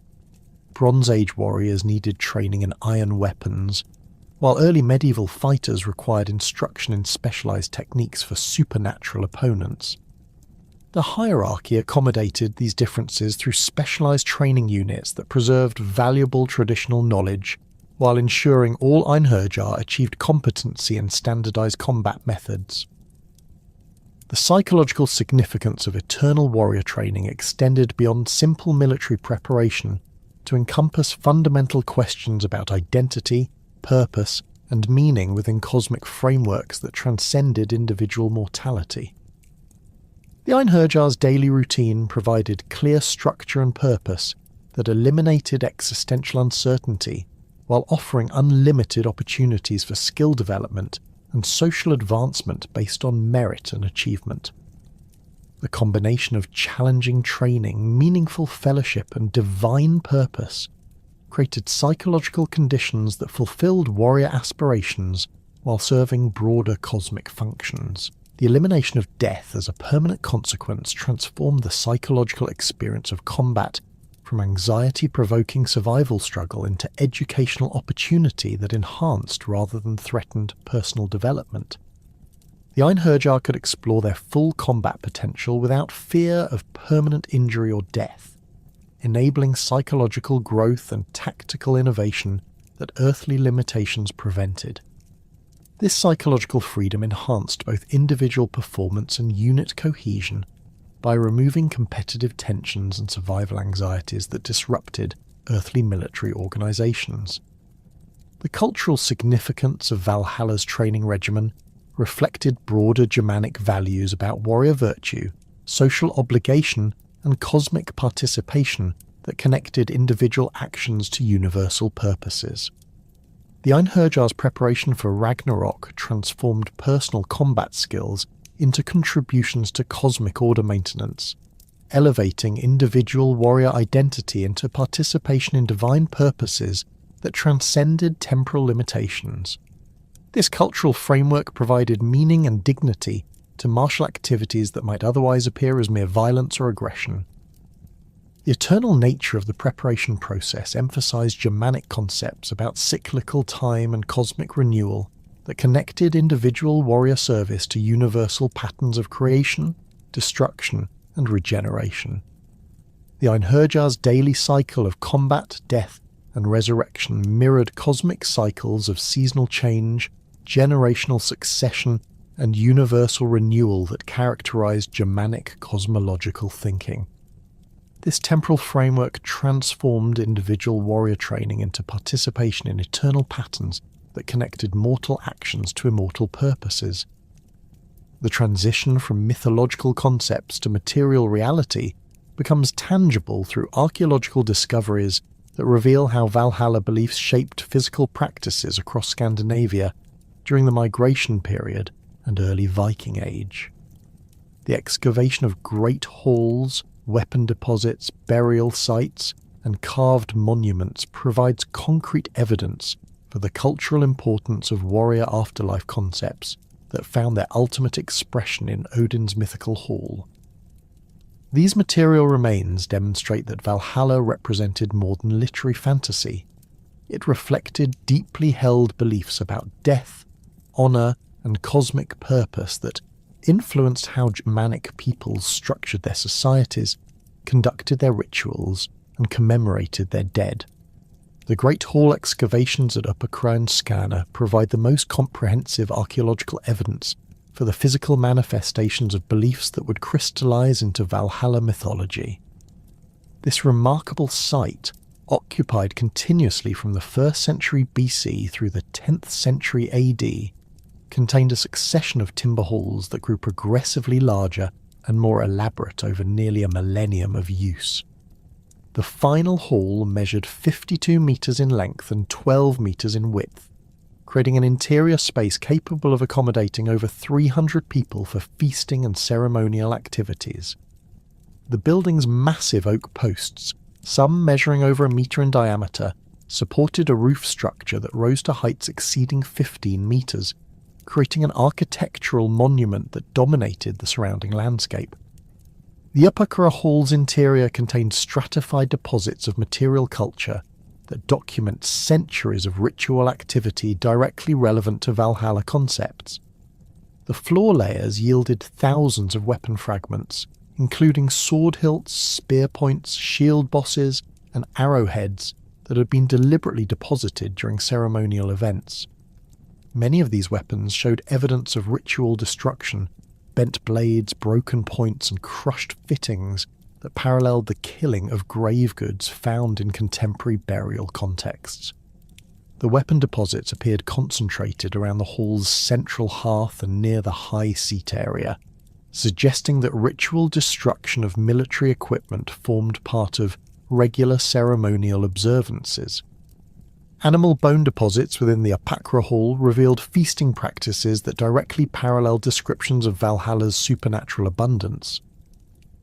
Archaeological analysis identified remains from hundreds of cattle, pigs, sheep, and horses that had been butchered and consumed during large-scale communal meals. The bone assemblages showed evidence for systematic meat distribution that ensured all participants received appropriate portions regardless of the feast's size, creating earthly approximations of the unlimited sustenance provided by Sarimnir in Odin's hall. The recurring pattern of massive animal sacrifice and consumption demonstrated that hall-based feasting formed a central element of Germanic religious practice. The discovery of complete horse skeletons buried beneath the Apakra Hall's foundation provides direct archaeological evidence for beliefs about supernatural transportation that connected earthly halls to divine counterparts. These horses, buried with full riding equipment including bits, stirrups and decorative harness fittings, appear to have been sacrificed during the hall's construction to provide spiritual transportation for the building's occupants. The practice parallels mythological descriptions of the eight-legged horse Sleipnir and the supernatural mounts used by Valkyries to travel between earthly battlefields and Valhalla. The Gudma complex on Funen represents another crucial archaeological site where material evidence illuminates the relationship between earthly halls and divine prototypes. This settlement, active from the 3rd through 10th centuries AD, contained multiple great halls surrounded by extensive craft production areas and ritual deposits that suggest it functioned as a major religious and political centre. The site's name derives from the Old Norse Gud, meaning god, and Heim, meaning home, indicating that medieval Scandinavians recognised its sacred character long after its abandonment. The Gudma halls displayed architectural features that directly corresponded to literary descriptions of divine buildings. The largest structure measured over 60 metres in length and featured elaborate carved posts decorated with interlaced animal designs that paralleled the artistic motifs found on contemporary metalwork and stone carvings. The building's interior contained raised platforms at both ends that provided elevated seating for high-status individuals, creating spatial hierarchies that matched descriptions of Valhalla's seating arrangements, where the most distinguished Einherjar occupied positions near Odin's high seat.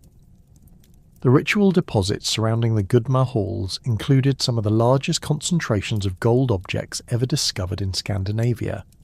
Over 1.5 kilograms of gold artifacts, including bracteates, arm rings, and miniature weapons, were found scattered throughout the site's occupation layers. Many of these objects showed evidence of deliberate destruction or deformation before deposition, suggesting they had been killed to transfer their spiritual essence to divine realms. The gold's exceptional purity and the sophisticated craftsmanship of individual pieces indicate that these deposits represented enormous wealth deliberately removed from circulation for religious purposes. The weapon deposits at Gudma included complete sets of military equipment that had been carefully arranged before burial in specific locations around the hall complex. One deposit contained 15 swords, 30 spearheads, 12 shield bosses, and numerous arrow points arranged in precise geometric patterns that suggested ritual significance beyond simple disposal of damaged equipment. The weapons' high quality and excellent preservation indicated they were functional items deliberately sacrificed, rather than worn-out equipment discarded after use. The systematic arrangement and exceptional preservation suggest these deposits were intended to equip divine warriors in the afterlife. Archaeological investigation of migration period, weapon deposits in Scandinavian bogs and lakes reveal systematic patterns of ritual offering that directly relate to beliefs about warrior afterlife and divine military service. These deposits, numbering in the hundreds across Denmark, southern Sweden, and Norway, contain thousands of weapons that were deliberately destroyed and thrown into water during ceremonial events spanning several centuries. The scale and consistency of these practices demonstrate that weapon sacrifice formed a central element of Germanic religious observance that connected earthly military activities to cosmic warfare. The Illerøpadal deposits in Jutland provide the most comprehensive evidence for systematic weapon sacrifice related to warrior afterlife beliefs. This site contained the remains of at least 4 separate armies' worth of military equipment deposited over a period of 150 years during the 2nd through 4th centuries AD.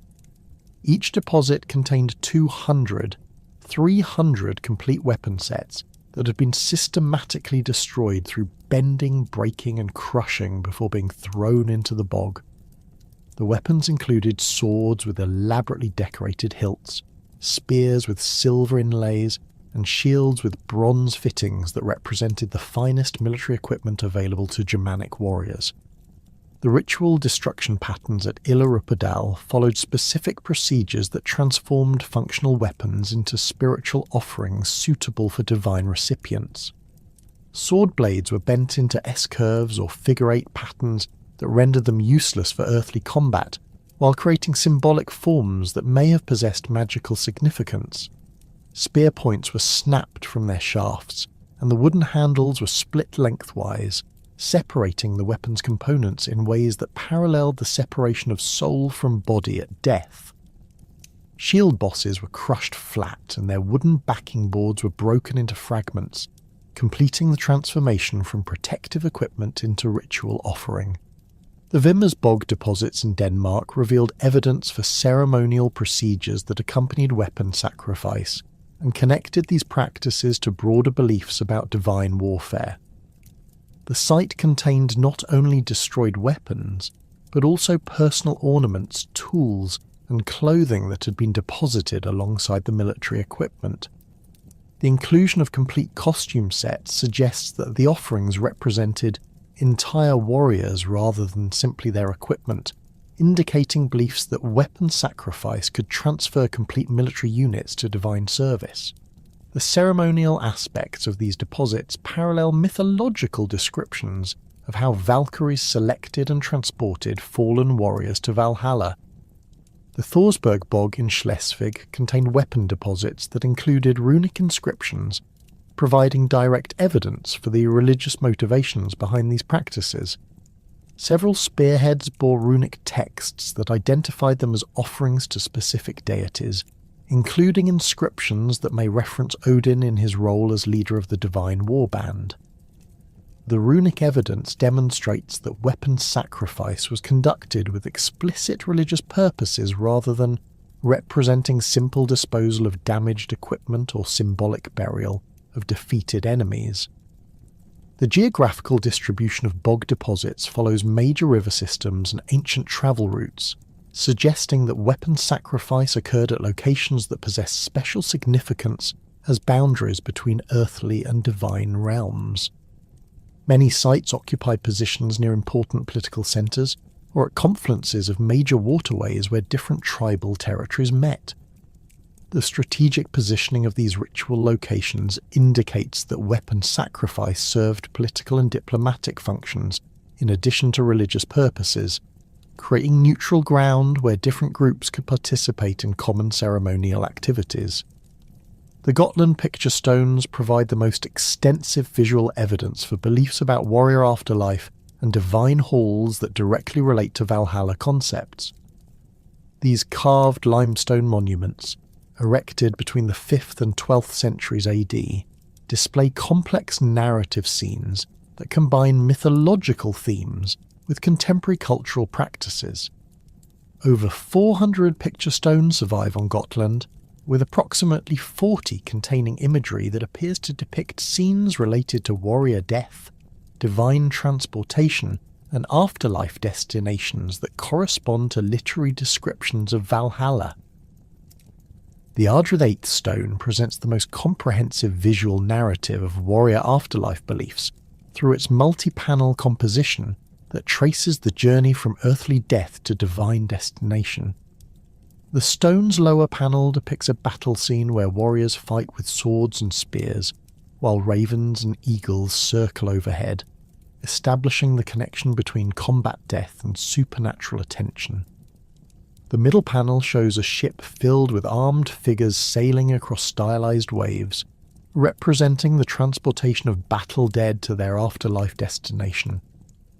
The upper panel displays a large building with multiple doorways and figures holding drinking horns, creating a visual representation of a divine hall that corresponds closely to literary descriptions of Valhalla. The Labro Tangelgarda stone contains imagery that specifically relates to Valkyrie activities and their role in warrior selection. The carving shows a female figure with elaborate braided hair and a long dress riding an 8-legged horse above a ship filled with warriors. The rider carries a drinking horn in one hand and appears to be offering it to the ship's occupants, creating a scene that combines Valkyrie transportation functions with their serving duties within Valhalla. The 8-legged horse clearly references Sleipnir, Odin's supernatural mount, suggesting that the female figure represents a Valkyrie operating under direct divine authority. The Alskog Tjangvidda stone depicts a warrior's arrival at what appears to be a divine hall through imagery that combines architectural and ceremonial elements. The carving shows a large building with elaborate doorways and decorative elements that suggest supernatural rather than earthly construction. Figures within the building hold drinking horns and weapons, indicating that the structure serves both military and social functions. A prominent female figure offers a drinking horn to a newly arrived warrior, creating a scene that parallels literary descriptions of Valkyrie welcoming ceremonies for Einherjar entering Valhalla. The Sander Stone contains unique imagery showing warriors engaged in combat within what appears to be a hall setting, providing visual evidence for the daily battle training that characterized life in Valhalla, according to literary sources. The carved scene shows multiple figures fighting with various weapons, while architectural elements frame the action, suggesting that combat occurred within rather than outside the Divine Hall. The warriors display no signs of permanent injury despite their intense fighting, supporting literary descriptions of daily resurrection that enabled continuous training without lasting consequences.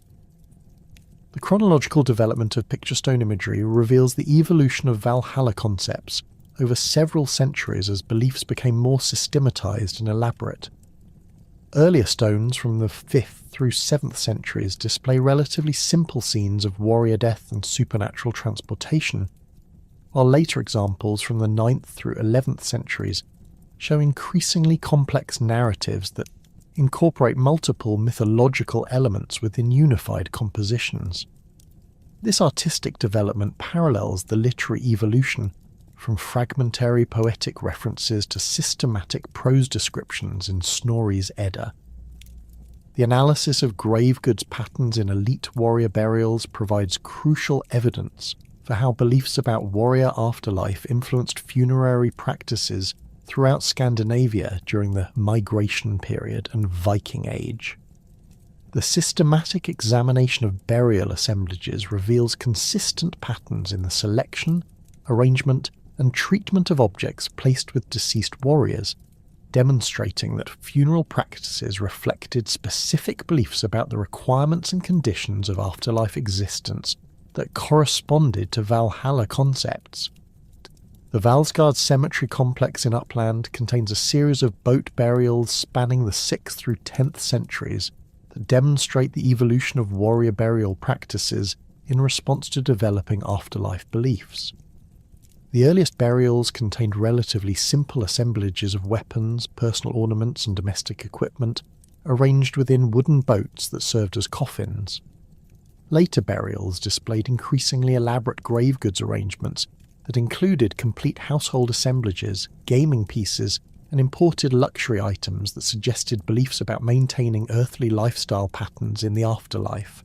The Vendel Cemetery provides parallel evidence for elite warrior burial practices that reflected beliefs about divine military service after death. The site's boat burials contained weapon assemblages that exceeded practical military requirements, including multiple swords, dozens of spears, and elaborate helmets decorated with scenes of divine warfare. The excessive quantity and exceptional quality of military equipment suggests that these items were intended to equip the deceased for supernatural rather than earthly combat, supporting beliefs about continued warrior service in divine halls. The distribution patterns of grave goods within individual burials reveal systematic arrangements that reflected beliefs about afterlife organization and hierarchy. Weapons typically occupied positions near the deceased's right hand or along the body's length, maintaining the spatial relationships that characterize living warrior equipment arrangements. Personal ornaments and drinking vessels were placed near the head or chest area, suggesting their importance for social recognition and ceremonial participation in the afterlife. The careful positioning of grave goods indicates that burial assemblages were intended to recreate complete warrior identity rather than simply honoring the deceased's memory. The ritual treatment of weapons in warrior burials paralleled the destruction practices documented in bog deposits, suggesting shared beliefs about the transformation required for earthly objects to function in divine realms. Many burial weapons showed evidence of deliberate damage, bent sword blades, broken spear points, or crushed shield bosses that rendered them non-functional for earthly use, while potentially enabling their spiritual transportation to supernatural destinations. The systematic nature of this destruction indicates that weapon killing formed an essential element of proper funeral procedure rather than representing accidental damage or enemy action. The inclusion of gaming pieces in warrior burials provides evidence for beliefs about recreational activities that would continue in the afterlife, supporting literary descriptions of social fellowship that complemented military training in Valhalla. Archaeological analysis has identified over 200 gaming sets from Scandinavian warrior graves, including elaborate examples with pieces carved from amber, jet, and precious metals. The game's complexity and the skill required for their manufacture suggest that gaming formed an important element of aristocratic culture that warriors expected to continue after death. The presence of complete horse skeletons in warrior burials demonstrates beliefs about supernatural transportation that connected earthly death to divine destinations. These horses, typically buried with full riding equipment including bits, stirrups and decorative harness fittings, appear to have been sacrificed to provide transportation for the deceased's journey to the afterlife. The practice directly parallels mythological descriptions of supernatural horses used by Valkyries and divine messengers to travel between different cosmic realms, suggesting that earthly burial practices attempted to replicate divine transportation systems. Human sacrifice evidence in elite warrior burials provides the most direct archaeological support for beliefs about retinue service that would continue in divine halls. Several Scandinavian burial sites contain evidence for the deliberate killing of servants, retainers or slaves who were buried alongside their masters to provide continued service in the afterlife. The Oseberg ship burial contained 2 female skeletons that showed signs of violent death, while several male warrior graves included additional human remains that appeared to represent sacrificed attendants. These practices suggest beliefs that social relationships and service obligations would continue in the afterlife, supporting literary descriptions of hierarchical organization within Valhalla. The archaeological evidence for warrior afterlife beliefs extends far beyond Scandinavia proper, revealing a complex network of interconnected Germanic traditions that shared fundamental concepts while developing distinctive regional characteristics. The Gothic migrations across Eastern Europe during the 3rd and 4th centuries carried warrior cult practices from their Scandinavian origins into territories stretching from the Black Sea to the Iberian Peninsula, creating archaeological signatures that demonstrate both cultural continuity and adaptive modification. The Cherniakov culture sites associated with Gothic settlement patterns contain burial assemblages that preserve recognizable elements of Northern Germanic warrior afterlife beliefs, while incorporating local influences from Sarmatian, Dacian, and Roman cultural traditions. The Pietra Asel treasure from Romania, discovered in association with a Gothic princely burial, contains gold vessels decorated with scenes that parallel Scandinavian mythological imagery, while displaying distinctively Eastern European artistic influences. The treasure's centerpiece, a massive gold tray weighing over 1.5 kilograms, depicts figures engaged in ritual activities around what appears to be a large hall structure. The architectural details include elevated platforms, carved posts, and ceremonial hearths that correspond closely to archaeological evidence from Scandinavian great halls, suggesting that Gothic elites maintained traditional concepts about divine hall architecture despite their geographical separation from Scandinavian cultural centres. The Gothic historian Jordanes, writing in the 6th century, preserved traditions about warrior afterlife beliefs that demonstrate continuity with Scandinavian concepts while reflecting Gothic cultural adaptations. His account describes Gothic warriors who died in battle joining the ancestral heroes in eternal combat, where they prepare for a final cosmic battle against the forces of chaos. The terminology employed in these descriptions includes cognates of Scandinavian mythological vocabulary, indicating that Gothic oral traditions preserved linguistic connections to their northern origins despite centuries of geographical separation and cultural contact with non-Germanic populations. Archaeological evidence from Gothic burial sites in the Crimean Peninsula reveals weapon deposit practices that parallel Scandinavian bog offerings, while incorporating local variations that reflect adaptation to different geographical and cultural conditions. The Inkerman cemetery contained over 200 warrior graves spanning the 4th through 6th centuries, with burial assemblages that included systematically destroyed weapons placed in specific arrangements around the deceased. The destruction patterns followed procedures similar to those documented at Illerup, Adel and other Scandinavian sites, but incorporated additional elements such as fire-damaged spear points and deliberately fragmented sword hilts that may reflect local ritual innovations. The Lombard migration from Scandinavia through Central Europe to northern Italy created another pathway for the transmission and modification of warrior afterlife beliefs across continental Germanic territories. The archaeological record of Lombard settlement sites documents the persistence of northern Germanic burial practices, combined with gradual adoption of local cultural elements that created hybrid traditions reflecting both ancestral beliefs and contemporary influences.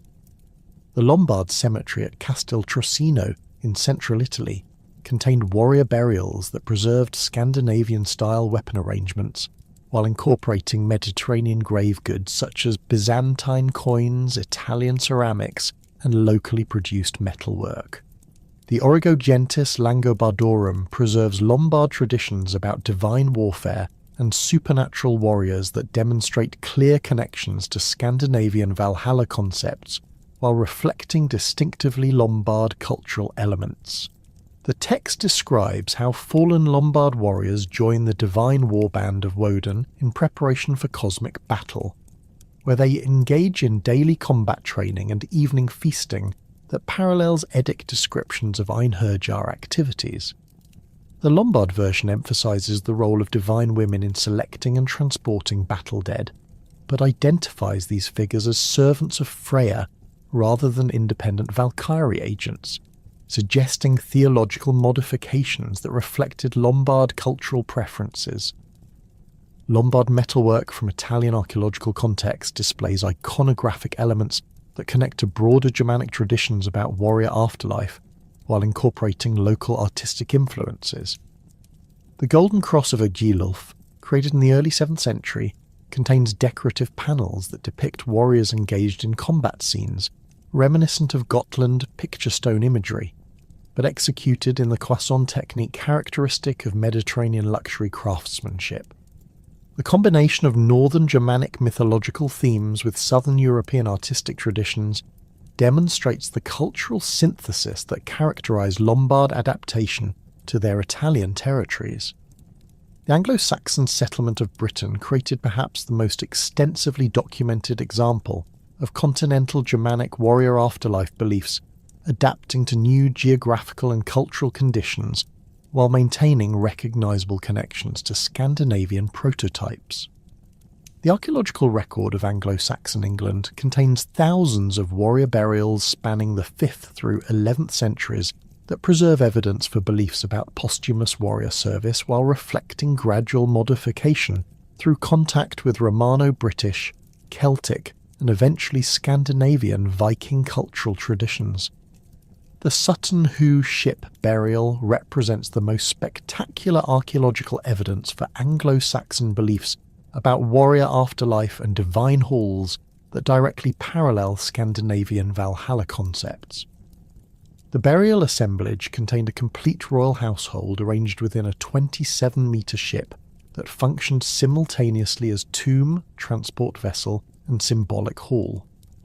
The grave goods included weapons that exceeded practical military requirements, ceremonial equipment suitable for divine court service, and imported luxury items that demonstrated the deceased's wealth and status. The ship's interior arrangement created spatial divisions that paralleled the hierarchical organisation described in literary sources about divine halls. The Sutton Hoo helmet represents one of the most sophisticated examples of Anglo-Saxon metalwork that incorporates mythological imagery directly relevant to warrior afterlife beliefs. The helmet's decorative panels depict scenes of warriors engaged in combat, supernatural figures with bird characteristics, and architectural elements that appear to represent divine buildings.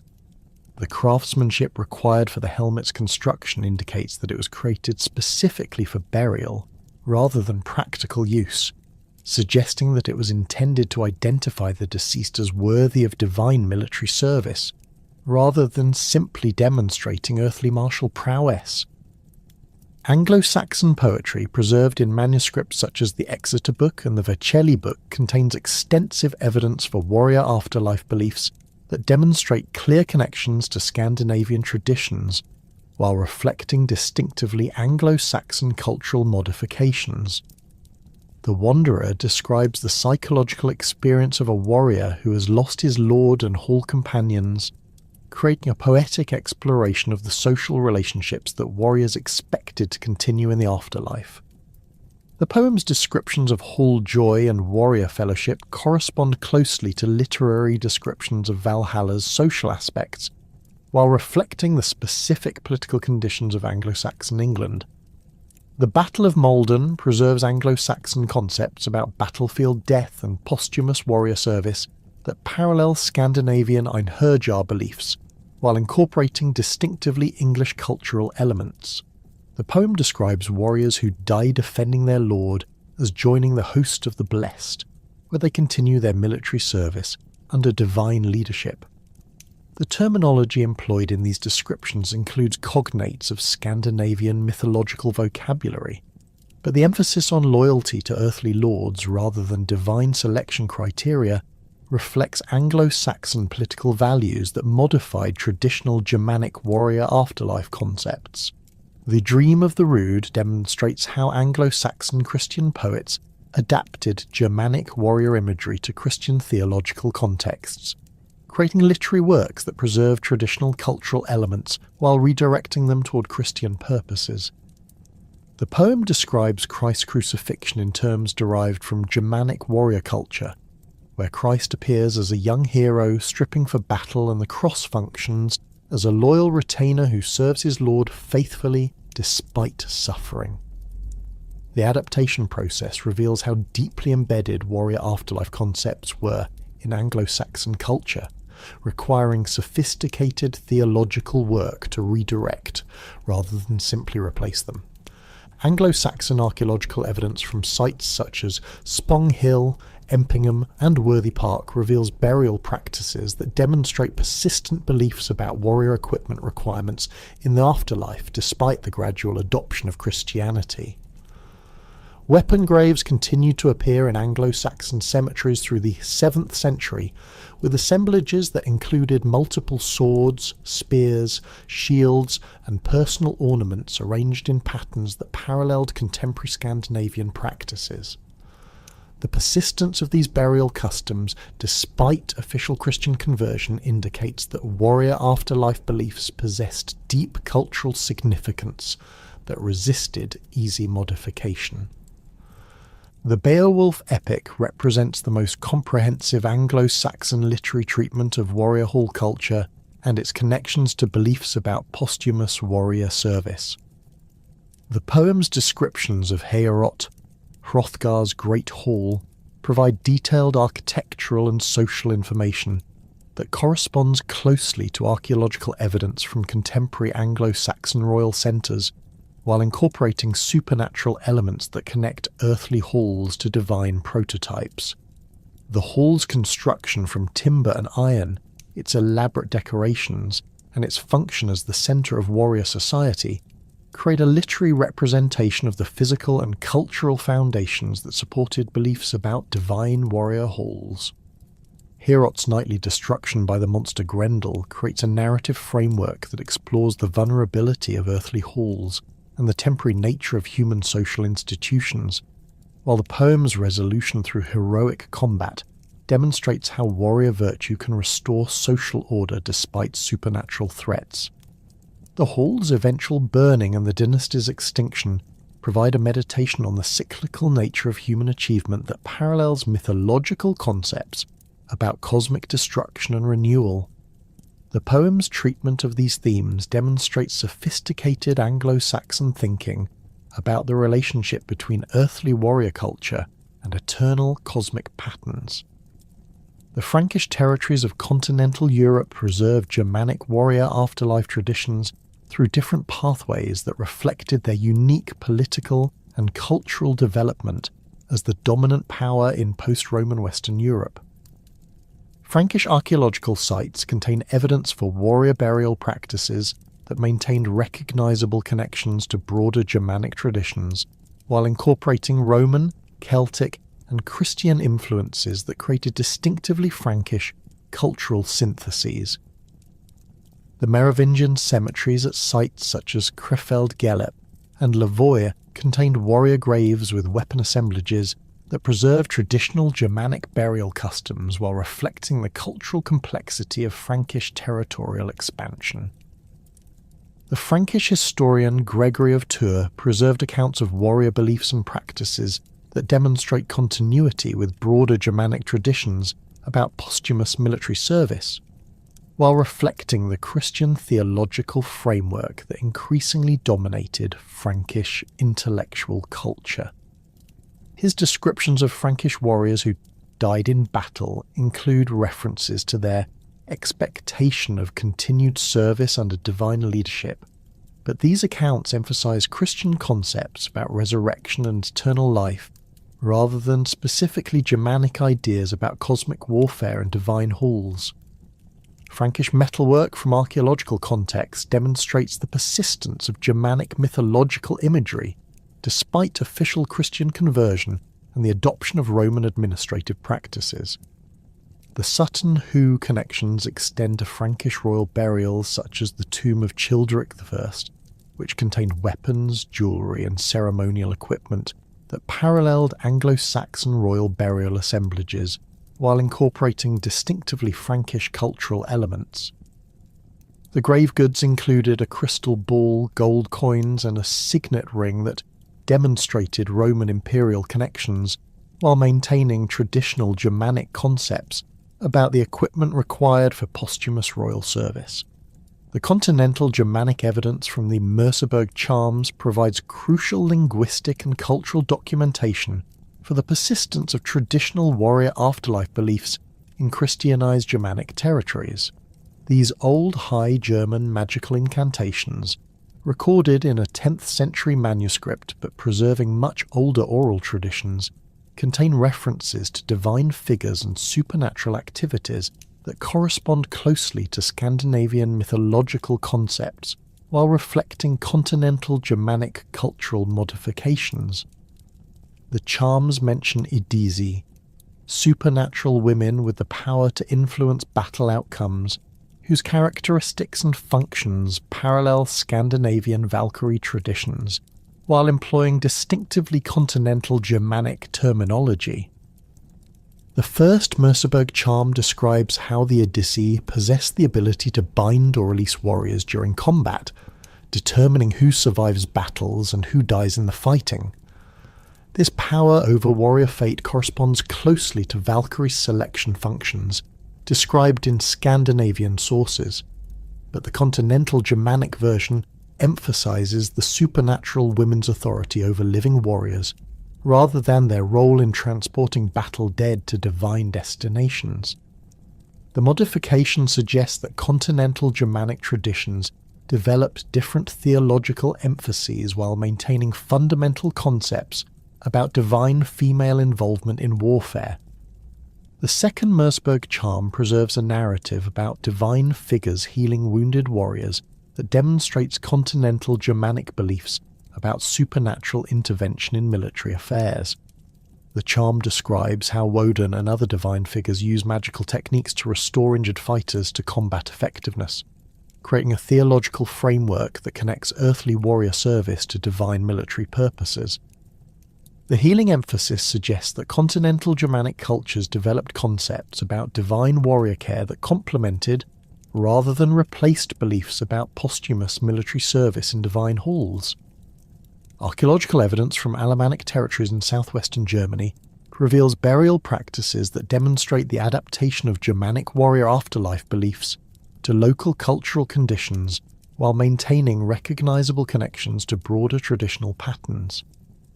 The Alemannic cemetery at Oberflacht contained over 1,000 graves spanning the 6th through 8th centuries, with warrior burials that preserve traditional weapon arrangements while incorporating local variations that reflected regional cultural preferences. The burial assemblages included spears with distinctively Alemannic decorative elements, locally produced shield fittings, and personal ornaments that combined Germanic artistic traditions with influences from neighbouring Celtic and Roman populations. The persistence of weapon burial practices in Alemannic territories despite official Christian conversion demonstrates the deep cultural significance of warrior afterlife beliefs that required gradual rather than immediate modification. The latest weapon graves at Oberflacht date to the early 8th century, indicating that traditional burial customs continued for several generations after the formal adoption of Christianity. The gradual disappearance of grave weapons corresponds chronologically with the increasing influence of Frankish administrative control and Christian ecclesiastical authority, suggesting that political and religious pressures combined to modify traditional cultural practices. Bavarian archaeological sites provide additional evidence for the regional variation of Germanic warrior afterlife beliefs across continental European territories. The Bavarian cemetery at Aschheim contained warrior burials that demonstrated connections to both Frankish and Alemannic cultural traditions, while maintaining distinctively Bavarian characteristics that reflected local cultural development. The burial assemblages included weapons with decorative elements that combined Germanic artistic motifs with influences from neighbouring Slavic and Avar populations, creating material culture that documented the cultural complexity of early medieval Central Europe. The evidence from continental Germanic sources demonstrates that Valhalla concepts formed part of a broader cultural complex that extended across the entire Germanic-speaking world during the migration period and early medieval centuries. The archaeological and literary documentation from Gothic, Lombard, Anglo-Saxon, Frankish, and other Germanic territories reveals both the fundamental unity of warrior afterlife beliefs and the regional variations that reflected local cultural conditions and historical circumstances. The persistence of these traditions, despite geographical separation, political fragmentation, and religious conversion, indicates their deep cultural significance within Germanic civilization.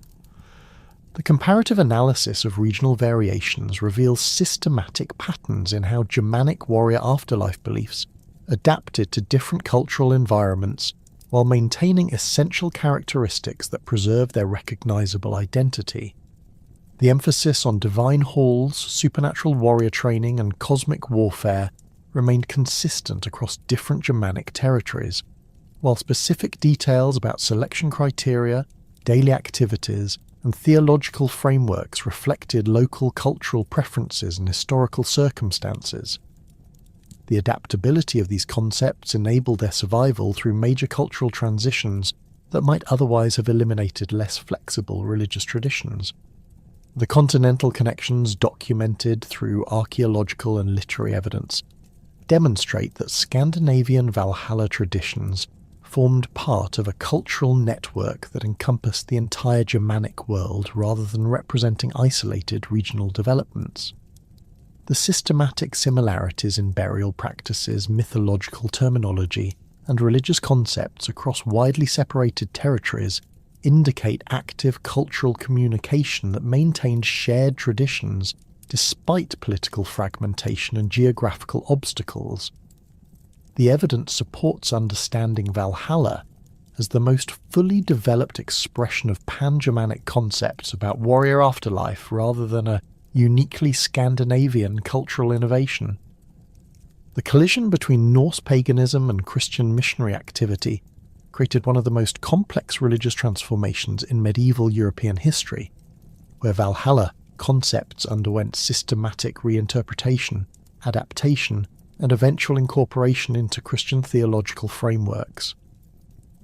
The earliest documented Christian encounters with Norse beliefs about warrior afterlife reveal sophisticated missionary strategies that sought to redirect, rather than simply eliminate traditional religious concepts, recognizing that complete suppression of deeply embedded cultural beliefs would likely provoke resistance rather than genuine conversion.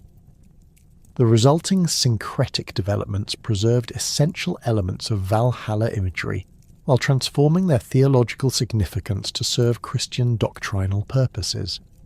Adam of Bremen's Gesta Hammerburgensis Ecclesiae Pontificum, completed around 1075, provides the most detailed contemporary Christian account of Norse religious practices, including specific observations about beliefs concerning warrior afterlife that directly relate to Valhalla concepts. Writing as a canon of Bremen Cathedral with access to extensive missionary reports and diplomatic correspondence, Adam possessed unique qualifications for documenting Scandinavian paganism during the crucial period of Christian conversion. His systematic approach to ethnographic description, influenced by classical Roman geographic traditions, create a methodical record of Norse religious practices that emphasize their theological implications for Christian missionary work.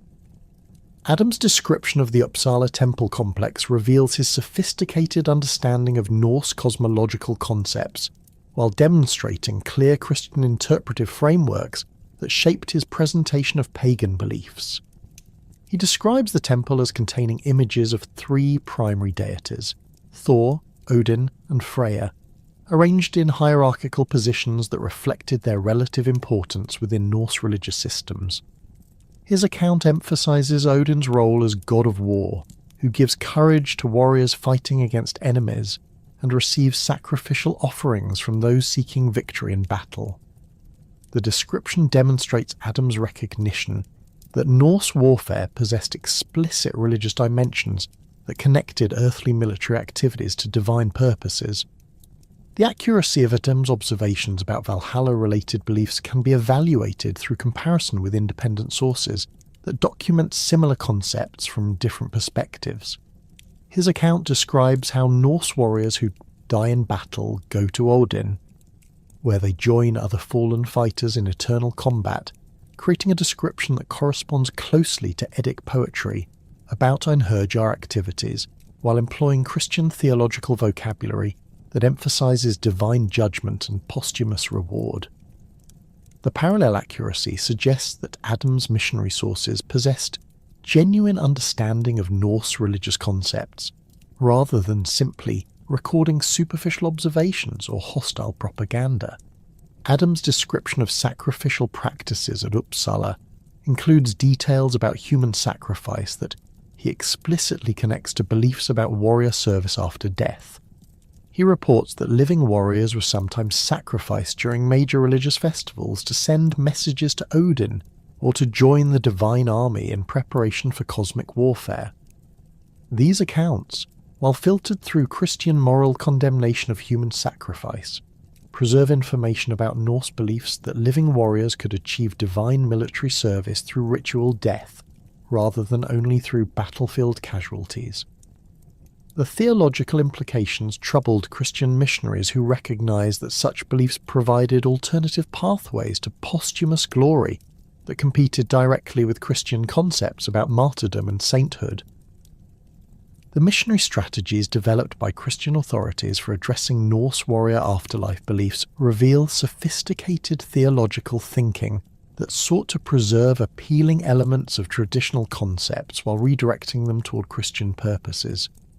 Rather than simply condemning Valhalla beliefs as demonic deception, missionary texts demonstrate systematic efforts to identify theological parallels that could serve as bridges between pagan and Christian worldviews. The concept of warrior paradise found Christian parallels in biblical descriptions of heavenly hosts, angelic armies, and the eternal struggle between good and evil that characterize Christian apocalyptic literature. The Helliond, a 9th century Saxon gospel harmony written in alliterative verse, demonstrates sophisticated Christian adaptation of Germanic warrior imagery to biblical narrative contexts. The anonymous poet systematically transforms New Testament stories into Germanic cultural terms, presenting Christ as a warrior lord leading his retainers against supernatural enemies, while heaven appears as a divine hall where faithful warriors feast eternally after completing their earthly service. The disciples become Christ's warband, bound by oaths of loyalty that parallel Germanic comitatus relationships, while their martyrdoms transform into heroic deaths that earn them places in the divine hall. The Hellion poet's treatment of Christ's death employs imagery directly derived from Germanic warrior culture, describing the crucifixion as a battle where Christ defeats death and hell through personal combat that demonstrates divine martial prowess. The resurrection appears as Christ's return from the realm of the dead with victory spoils that include the souls of righteous warriors who had awaited his arrival. The poet's sophisticated adaptation demonstrates how Christian missionaries could preserve appealing elements of warrior afterlife beliefs while redirecting them toward Christian theological purposes that emphasize salvation through faith rather than death in battle.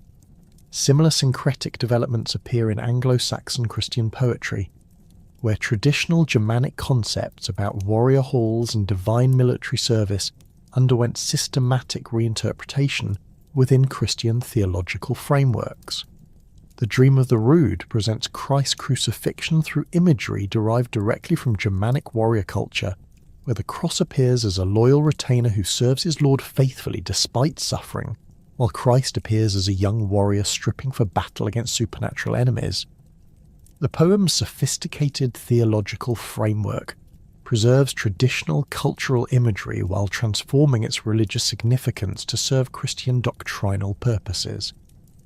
The development of Christian warrior saints in Scandinavian hagiographic literature demonstrates another pathway through which Valhalla concepts influence Christian religious expression. Saints like Olaf of Norway and Eric of Sweden received literary treatments that emphasized their martial prowess and their posthumous military activities in service of Christian causes, creating Christian parallels to Einherjar concepts that preserve traditional warrior values while directing them toward Christian purposes. These saints' legends describe them leading heavenly armies against demonic enemies, participating in cosmic warfare that parallels Ragnarok imagery while serving Christian apocalyptic purposes. St. Olaf's posthumous activities, as described in medieval Norwegian sources, include leading supernatural armies of Christian warriors against pagan enemies, appearing in dreams to provide military advice to Christian kings, and intervening directly in battles to ensure Christian victory. These accounts preserve traditional Norse concepts about divine warrior intervention, while redirecting them toward Christian theological frameworks that emphasize the saints' role as intercessors and divine agents. The systematic parallels between St. Olaf's posthumous activities and traditional Einherjar functions demonstrate how Christian hagiographers adapted rather than simply replaced Norse warrior afterlife concepts. The gradual Christianization of Icelandic saga literature between 1200 and 1400 provides extensive documentation for the systematic transformation of heroic afterlife concepts while preserving essential pre-Christian elements that maintained cultural continuity. The family sagas, composed during this period by Christian authors drawing from oral traditions that preserved pre-Christian cultural memory, demonstrate sophisticated literary techniques that balance Christian theological requirements with traditional cultural values that remained important to their audiences.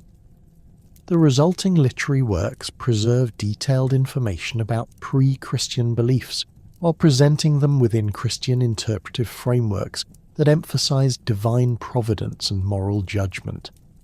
Egil's saga, composed around 1230, demonstrates how Christian authors preserved traditional warrior values while modifying their theological implications to conform to Christian doctrinal requirements. The saga's protagonist, Egil Skallagrimsson, displays characteristics that would have qualified him for Valhalla for admission according to traditional Norse criteria: exceptional combat prowess, poetic ability, and death-defying courage in battle. However, the Christian author presents these qualities as gifts from God rather than qualifications for pagan afterlife destinations, creating a theological framework that preserves traditional hero worship while directing it toward Christian purposes. The saga's treatment of death and posthumous existence reveals systematic Christian modification of traditional Norse concepts about warrior afterlife. Warriors who die courageously in battle receive Christian funeral rites and burial in consecrated ground, while their posthumous activities involve intercession for living family members rather than participation in cosmic warfare. The modification preserves the essential concept that exceptional warriors continue to influence earthly affairs after death, while redirecting their activities toward Christian theological purposes that emphasize prayer and divine mercy rather than eternal combat. Njal's saga, composed during the late 13th century, provides perhaps the most sophisticated example of Christian adaptation of traditional heroic values within saga literature. The saga's complex narrative structure explores the tension between traditional concepts of honour and revenge that characterized pre-Christian warrior culture and Christian teachings about forgiveness and divine judgment. The work's Christian author demonstrates deep understanding of traditional values while systematically showing how Christian alternatives provide superior solutions to the moral dilemmas that traditional honour codes created. The saga's climactic burning of Njal and his family transforms traditional concepts about heroic death through fire into Christian martyrdom imagery that emphasizes their innocence and piety rather than their martial prowess. The victim's posthumous activities involve appearing in dreams to provide spiritual guidance and prophetic warnings, rather than leading supernatural war bands or participating in cosmic battles. The Christian reinterpretation preserves the essential concept that exceptional individuals continue to influence earthly affairs after death, while redirecting their activities towards spiritual rather than military purposes. Greta's saga demonstrates how Christian authors address the problematic aspects of traditional warrior heroes, whose characteristics included violence, pride, and resistance to social authority that conflicted with Christian moral teachings. The saga's protagonist displays exceptional physical strength and combat ability that would traditionally qualify him for divine warrior service, but his antisocial behaviour and eventual outlawry create moral ambiguities that require sophisticated theological treatment. The Christian author resolves these tensions by emphasising Greta's tragic fate as divine punishment for his pride, while preserving admiration for his heroic qualities. The saga's treatment of supernatural elements reveals systematic Christian modification of traditional Norse concepts about the boundary between living and dead.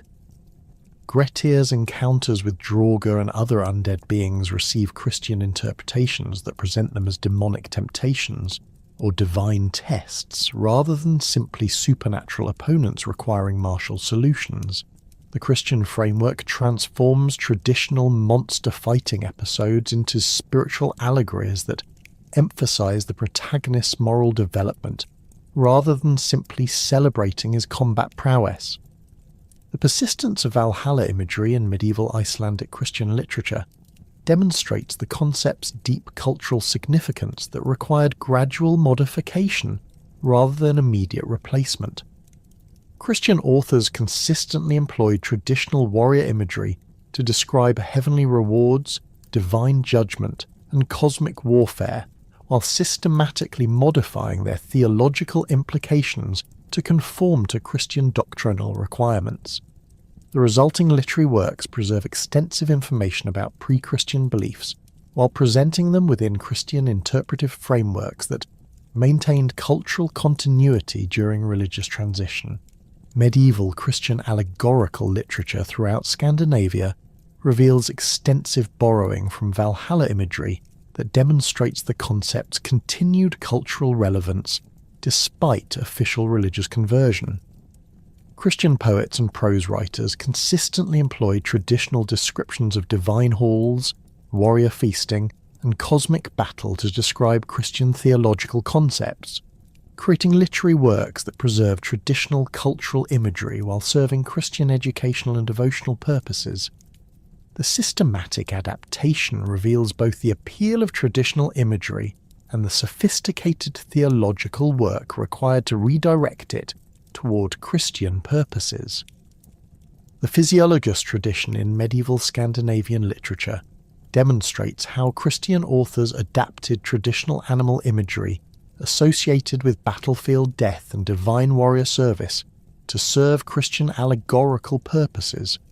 Ravens and eagles, traditionally associated with Odin and battlefield scavenging, received Christian interpretations that presented them as symbols of divine providence and spiritual transformation. Wolves, traditionally connected to Einherjar training and cosmic warfare, became symbols of demonic temptation and spiritual danger that Christian warriors must overcome through faith rather than martial prowess. Medieval Scandinavian Christian art reveals extensive visual borrowing from traditional Valhalla imagery that demonstrates the concept's continued aesthetic appeal despite theological transformation. Church carvings, manuscript illuminations, and decorative metalwork consistently employed traditional motifs: warriors in combat, supernatural horses, divine halls, and cosmic battles, while placing them within Christian iconographic programs that emphasize salvation history rather than Norse mythology.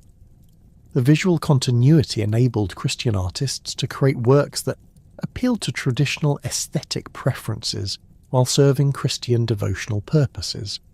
The Ernestave Church in Norway contains extensive wood carvings that demonstrate sophisticated Christian adaptation of traditional Norse artistic motifs.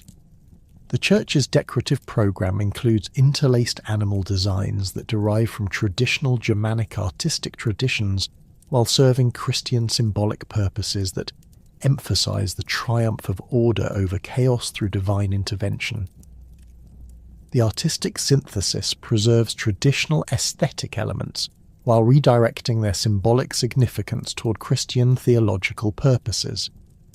Folk belief traditions documented in later medieval and early modern sources reveal the persistence of Valhalla-related concepts within Christianized popular culture throughout Scandinavia.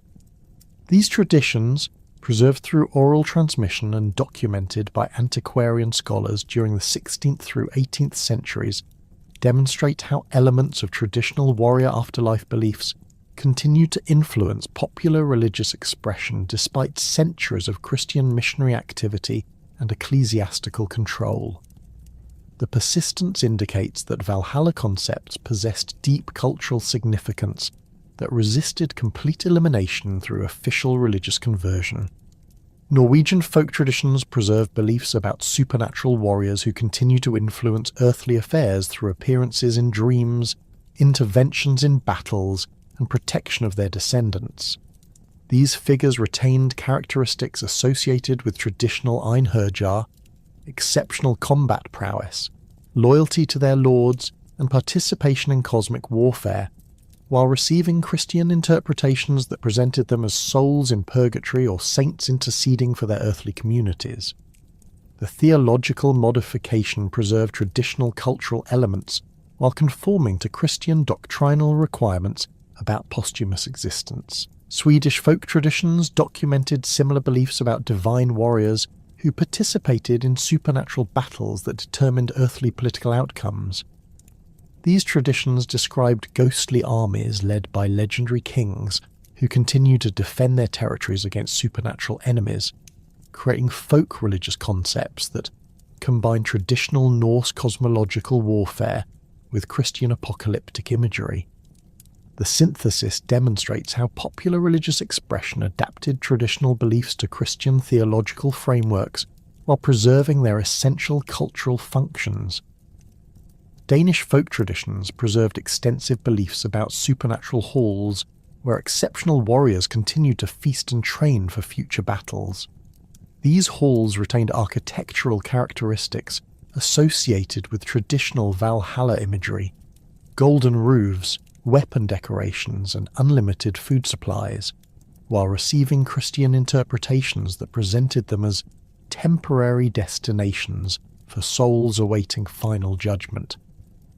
The theological framework enabled traditional imagery to persist within Christian popular religion, while conforming to official doctrinal requirements about purgatory and resurrection. The documentation of these folk traditions by medieval and early modern Christian authorities reveals sophisticated ecclesiastical strategies for managing persistent pagan elements within popular religious expression. Rather than attempting complete suppression of traditional beliefs, church authorities typically sought to provide Christian interpretations that preserved appealing cultural elements while redirecting their theological significance toward Christian purposes. The systematic approach demonstrates recognition that successful religious conversion required accommodation of existing cultural values rather than their complete replacement. The systematic preservation of Valhalla traditions during the High Medieval period depended heavily on the remarkable scholarly activities of Icelandic antiquarians who recognized the cultural and historical value of their ancestral mythology despite the complete Christianization of their society. These medieval scholars, working primarily between 1100 and 1400, developed sophisticated methodologies for collecting, organizing, and transmitting mythological material that would otherwise have disappeared entirely as oral traditions weakened under Christian influence. Their efforts created the manuscript collections that became the foundation for all subsequent scholarly work on Norse mythology, establishing Iceland as the primary repository for Germanic religious traditions that had vanished elsewhere in medieval Europe. The emergence of manuscript culture in medieval Iceland created unprecedented opportunities for preserving oral traditions that had previously existed only in human memory. The establishment of scriptoria at major ecclesiastical centres like Skalholt and Holar provided the technical infrastructure necessary for large-scale manuscript production, while the development of standardised Old Norse orthography enabled accurate recording of traditional poetry and prose narratives. The combination of Christian literacy with persistent cultural interest in ancestral traditions created ideal conditions for systematic preservation efforts that treated mythological material as historically valuable rather than religiously threatening. The anonymous compiler of the Codex Regius, working around 1270, demonstrated extraordinary scholarly judgment in selecting and organising the mythological poems that became the foundation of modern Eddic studies. This unknown scholar possessed comprehensive knowledge of the available poetic traditions and applied systematic criteria for inclusion that emphasised literary quality, mythological completeness, and historical authenticity. The manuscript's organisation follows logical thematic progressions that suggest deliberate editorial planning rather than random collection, beginning with cosmological poems that establish the mythological framework before proceeding to heroic narratives that explore specific legendary cycles. The Codex Regius compiler's treatment of Valhalla material reveals sophisticated understanding of the theological and cultural significance of warrior afterlife concepts within the broader Norse mythological system.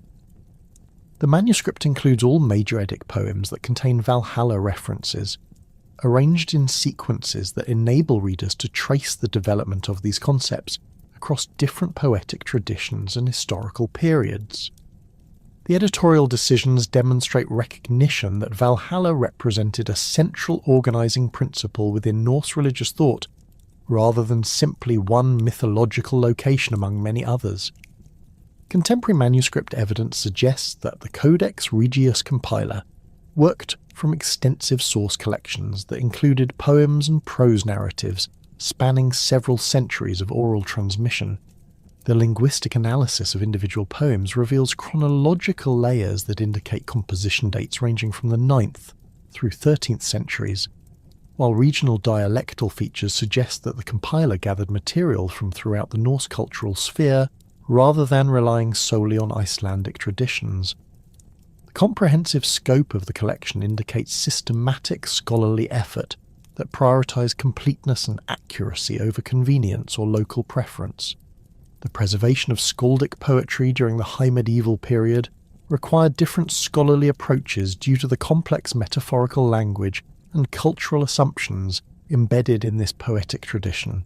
Skaldic verses about Valhalla and related mythological concepts employed elaborate kenning systems that required extensive cultural knowledge for proper interpretation, making their preservation dependent on scholars who possessed both poetic expertise and comprehensive mythological understanding.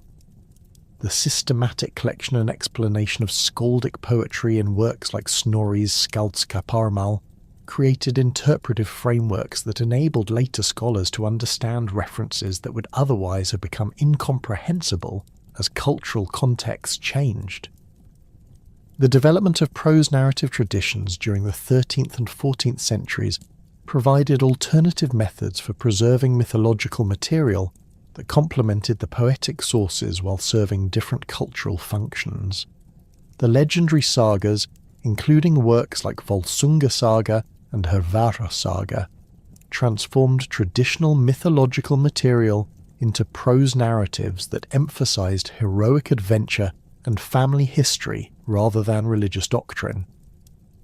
These works preserved extensive information about Valhalla concepts while presenting them within secular literary frameworks that avoided potential conflicts with Christian theological authorities. The family sagas composed during this period demonstrate how Icelandic scholars adapted traditional cultural material to serve contemporary social and political purposes while maintaining historical accuracy about pre-Christian beliefs and practices.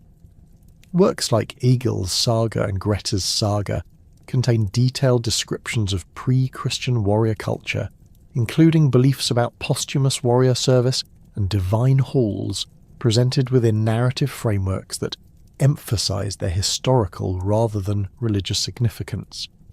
The sophisticated literary techniques employed in these works enabled preservation of culturally sensitive material through indirect presentation that satisfied both scholarly and ecclesiastical requirements.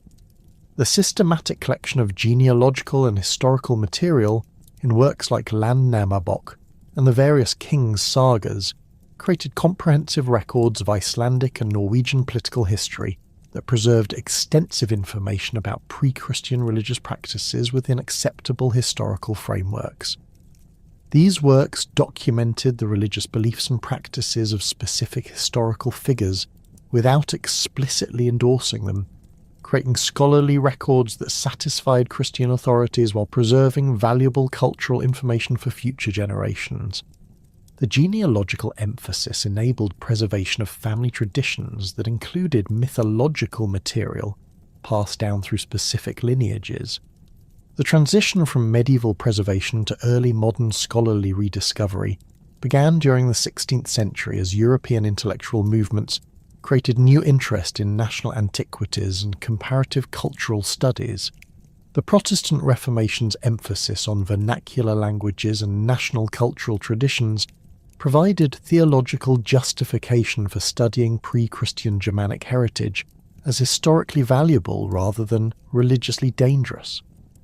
The development of humanistic scholarship created methodological frameworks for systematic study of ancient texts that could be applied to Norse mythological material without necessarily endorsing its religious content.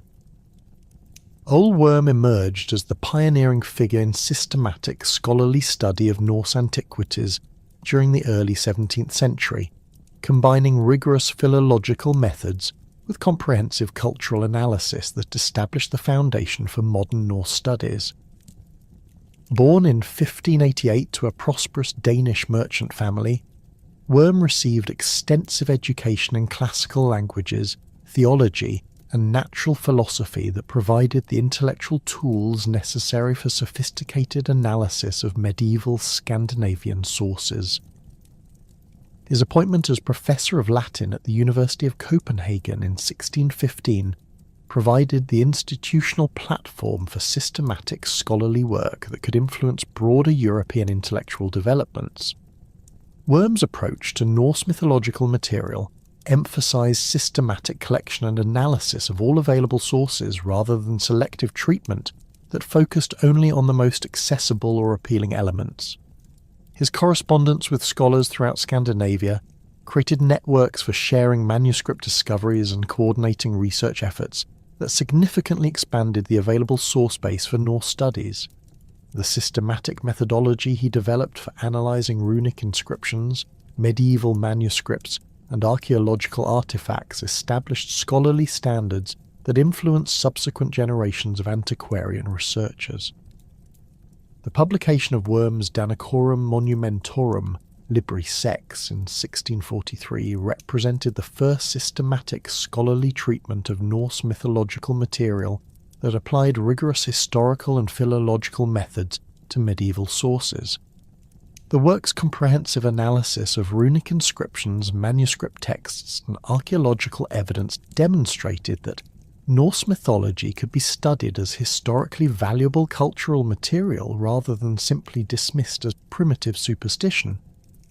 Worm's systematic presentation of Valhalla references across different source types revealed the consistency and sophistication of Norse religious thought while documenting its historical development through multiple centuries. Worm's treatment of Valhalla material demonstrated sophisticated understanding of the theological and cultural functions these concepts served within pre-Christian Scandinavian society. Rather than simply cataloguing mythological references, his analysis explored the social and political contexts that shaped warrior afterlife beliefs, while documenting their influence on contemporary cultural practices. The systematic approach revealed connections between mythological concepts and archaeological evidence that established Norse studies as a legitimate historical discipline rather than antiquarian curiosity. The scholarly networks Worm established through his extensive correspondence create institutional foundations for continued Norse studies that survived his death in 1654. His students and correspondents continued the systematic collection and analysis of Norse source material while expanding the geographical scope of research to include previously unstudied regions and source types. The methodological standards he established influenced subsequent scholars who applied increasingly sophisticated analytical techniques to Norse mythological material while maintaining the historical orientation that distinguished scholarly study from romantic speculation. Arni Magnusson's contributions to Norse manuscript preservation during the late 17th and early 18th centuries represented the culmination of medieval and early modern scholarly efforts to collect and preserve the written sources for Norse mythology. Born in Iceland in 1663, Magnusson combined intimate knowledge of Icelandic cultural traditions with rigorous scholarly training that enabled him to identify and evaluate the historical significance of manuscript materials that less qualified collectors might have overlooked or misunderstood. His systematic approach to manuscript collection created the most comprehensive repository of Norse source material ever assembled, forming the foundation for all subsequent scholarly work in the field. Magnusson's appointment as Professor of Danish Antiquities at the University of Copenhagen in 1701 provided the institutional support necessary for systematic manuscript collection throughout the Danish realm, including Iceland, where most Norse mythological sources had been preserved. His official position enabled him to command resources and cooperation from local authorities that facilitated access to private manuscript collections and ecclesiastical libraries that had previously remained closed to scholarly investigation. The systematic survey of Icelandic manuscript holdings he conducted between 1702 and 1712 identified hundreds of previously unknown sources, while creating comprehensive catalogues that documented their contents and historical significance. The manuscript collection methods Magnusson developed emphasized historical authenticity and textual accuracy, rather than aesthetic appeal or popular accessibility. His systematic evaluation criteria prioritise manuscripts that preserve the oldest and most complete versions of traditional texts, while documenting variant readings and scribal modifications that revealed the transmission history of individual works. The scholarly apparatus he created for cataloguing and describing manuscript contents established bibliographic standards that enabled subsequent scholars to locate and evaluate source materials efficiently while understanding their historical contexts and textual relationships. Magnusson's analysis of Valhalla material within the broader context of Norse mythological sources revealed systematic patterns and thematic connections that had not been apparent to earlier scholars working with limited source collections. His comprehensive knowledge of the available manuscript traditions enabled him to trace the development of warrior afterlife concepts across different literary genres and historical periods while identifying the most reliable sources for specific mythological details. The synthetic approach he developed combined philological analysis with cultural interpretation that established Norse mythology as a coherent intellectual system rather than a collection of disconnected stories. The tragic fire that destroyed much of Magnusson's library in 1728 eliminated approximately 1/3 of his manuscript collection, including many unique sources that contained otherwise unrecorded mythological material. The disaster demonstrated the fragility of manuscript preservation efforts, while highlighting the importance of creating multiple copies and systematic catalogues that could preserve essential information even when original sources were lost. The surviving manuscripts and Magnusson's detailed catalogues continue to serve as the primary foundation for Norse mythological studies, despite the significant losses suffered in the fire. The early modern interpretation of Valhalla concepts during the 17th and 18th centuries reflected broader European intellectual developments that emphasized national cultural traditions, comparative mythology, and historical analysis of religious beliefs. The Enlightenment emphasis on rational analysis and systematic comparison created intellectual frameworks for studying Norse mythology that avoided the theological controversies that had previously limited scholarly investigation of pre-Christian religious material. The development of comparative philology provided methodological tools for analysing the relationships between Germanic mythological traditions and similar concepts in other Indo-European cultures. The emergence of Romantic nationalism during the 18th century created new cultural contexts for interpreting Norse mythological material that emphasised its relevance to contemporary European identity and cultural development. Scholars like Paul Henri Mallet began presenting Norse mythology as the ancestral heritage of modern European civilization, rather than simply the primitive beliefs of ancient Germanic tribes. This interpretive shift created popular interest in Norse mythological material, while establishing cultural frameworks that connected ancient beliefs to contemporary national identities and political aspirations. Mallet's introduction à l'Histoire de Danemark represented the first systematic attempt to present Norse mythology to a general European audience through interpretive frameworks that emphasized its cultural and historical significance rather than its religious content. His presentation of Valhalla concepts focused on their social and political functions within ancient Germanic society, while drawing parallels to classical Greek and Roman religious traditions that were already familiar to educated European readers. The comparative approach demonstrated that Norse mythology possessed intellectual sophistication comparable to classical traditions while serving similar cultural functions within Germanic society. The Romantic interpretation of Valhalla during this period emphasized the heroic and aesthetic aspects of warrior afterlife concepts, while minimizing or reinterpreting elements that conflicted with contemporary Christian moral standards. Scholars and popular writers consistently presented the Einherjar as noble warriors motivated by honor and duty rather than violence and aggression, creating idealized versions of Norse heroic culture that appealed to contemporary European sensibilities. The romanticization process preserved interest in Norse mythological material while modifying its interpretation to serve contemporary cultural and political purposes. The development of comparative mythology during the 18th century provided scholarly frameworks for understanding Valhalla concepts within broader Indo-European religious traditions, rather than treating them as uniquely Germanic cultural phenomena. Scholars began identifying systematic parallels between Norse warrior afterlife beliefs and similar concepts in Celtic, Indo-Iranian, and classical traditions that suggested common ancestral origins and shared cultural functions. The comparative approach revealed underlying patterns and structures that connected Norse mythology to broader human religious experience, while documenting its distinctive characteristics and cultural adaptations. The systematic comparison of Germanic and Celtic warrior afterlife traditions revealed striking parallels that suggested either common ancestral origins or extensive cultural contact between these related Indo-European populations. Celtic concepts about the otherworld halls, where heroes feasted eternally after death in battle, displayed remarkable similarities to Valhalla descriptions, while maintaining distinctively Celtic characteristics that reflected different cultural contexts and historical developments.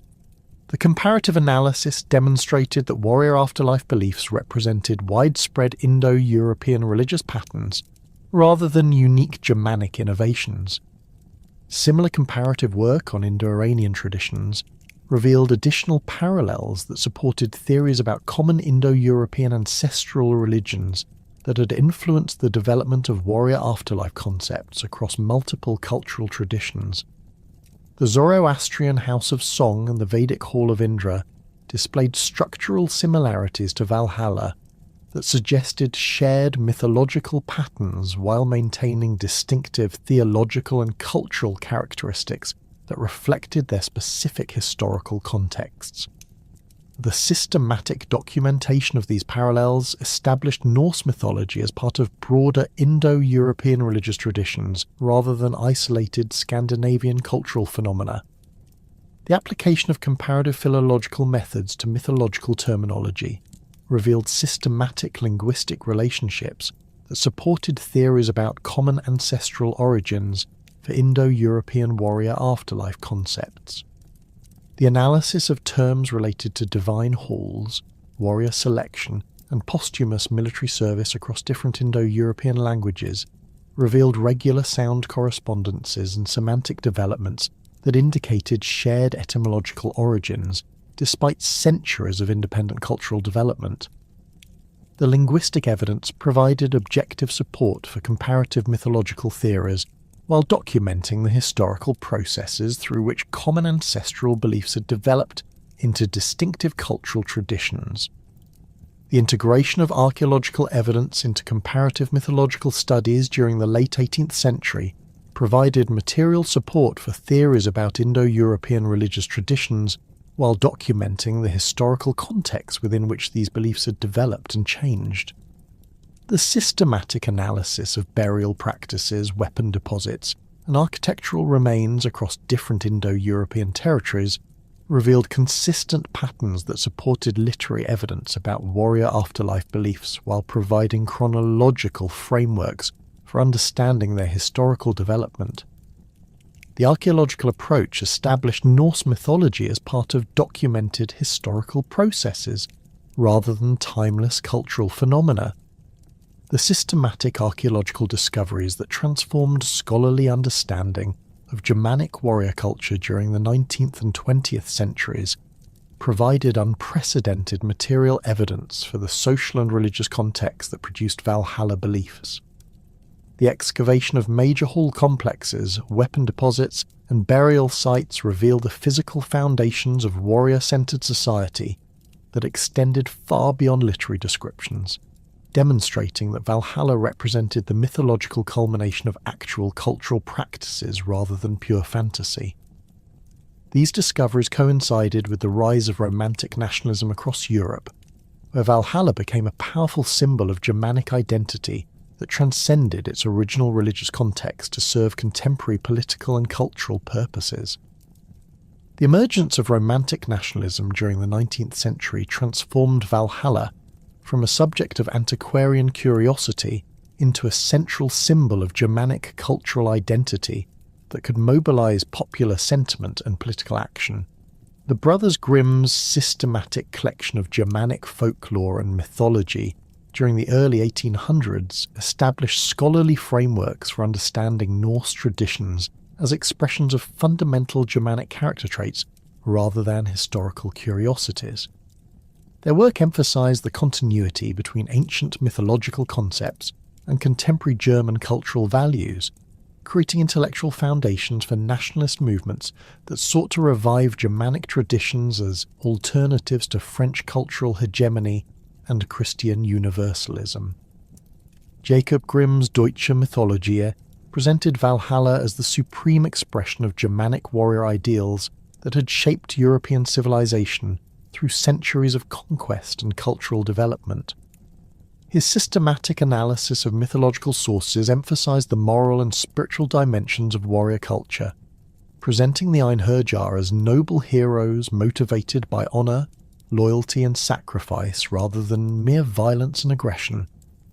The romanticized interpretation transformed Valhalla from a pagan afterlife destination into a symbol of Germanic virtue that could inspire contemporary cultural and political renewal without conflicting with Christian religious sensibilities.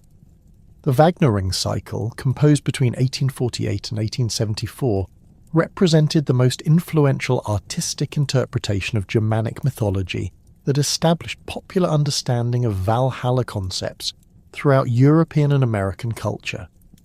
Richard Wagner's systematic adaptation of Norse and Germanic mythological sources created a comprehensive artistic vision that combined ancient heroic themes with contemporary romantic philosophical concepts, producing operatic works that presented Germanic mythology as the foundation of European cultural identity.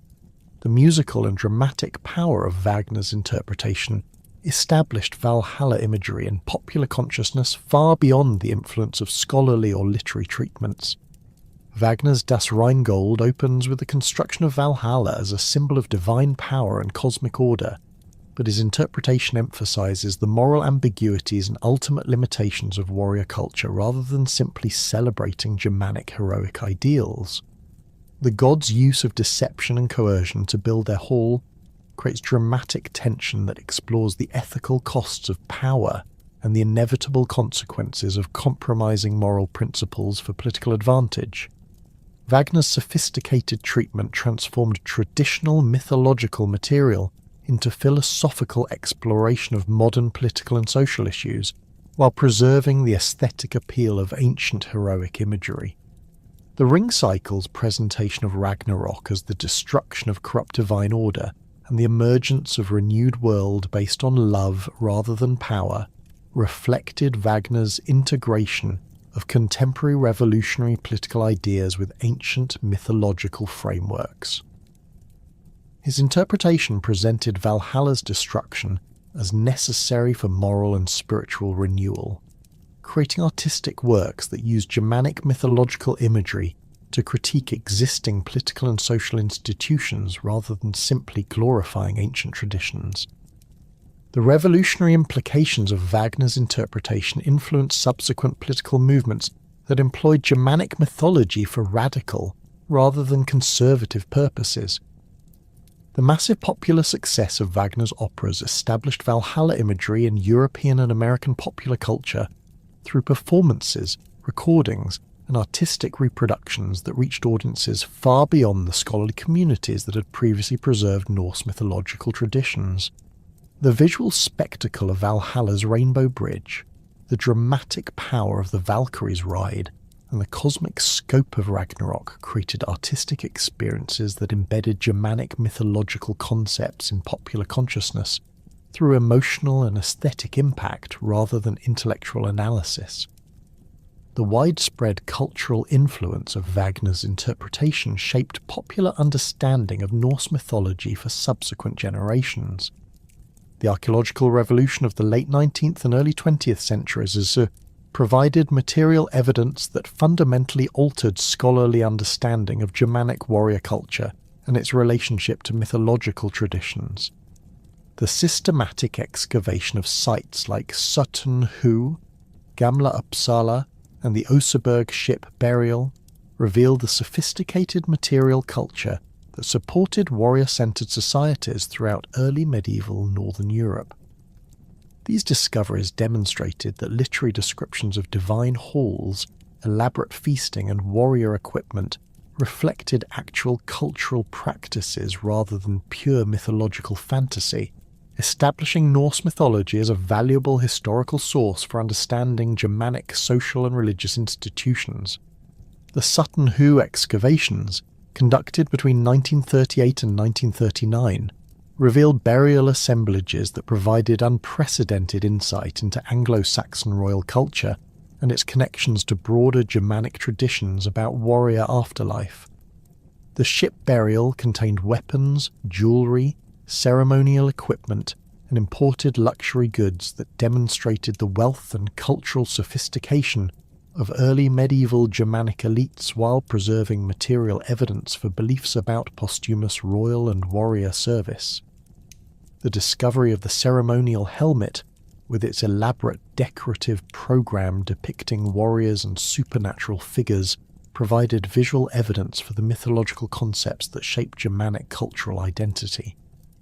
The systematic analysis of Scandinavian bog deposits during the 20th century revealed the extent and consistency of weapon sacrifice practices that connected earthly military activities to divine purposes throughout the Germanic cultural sphere.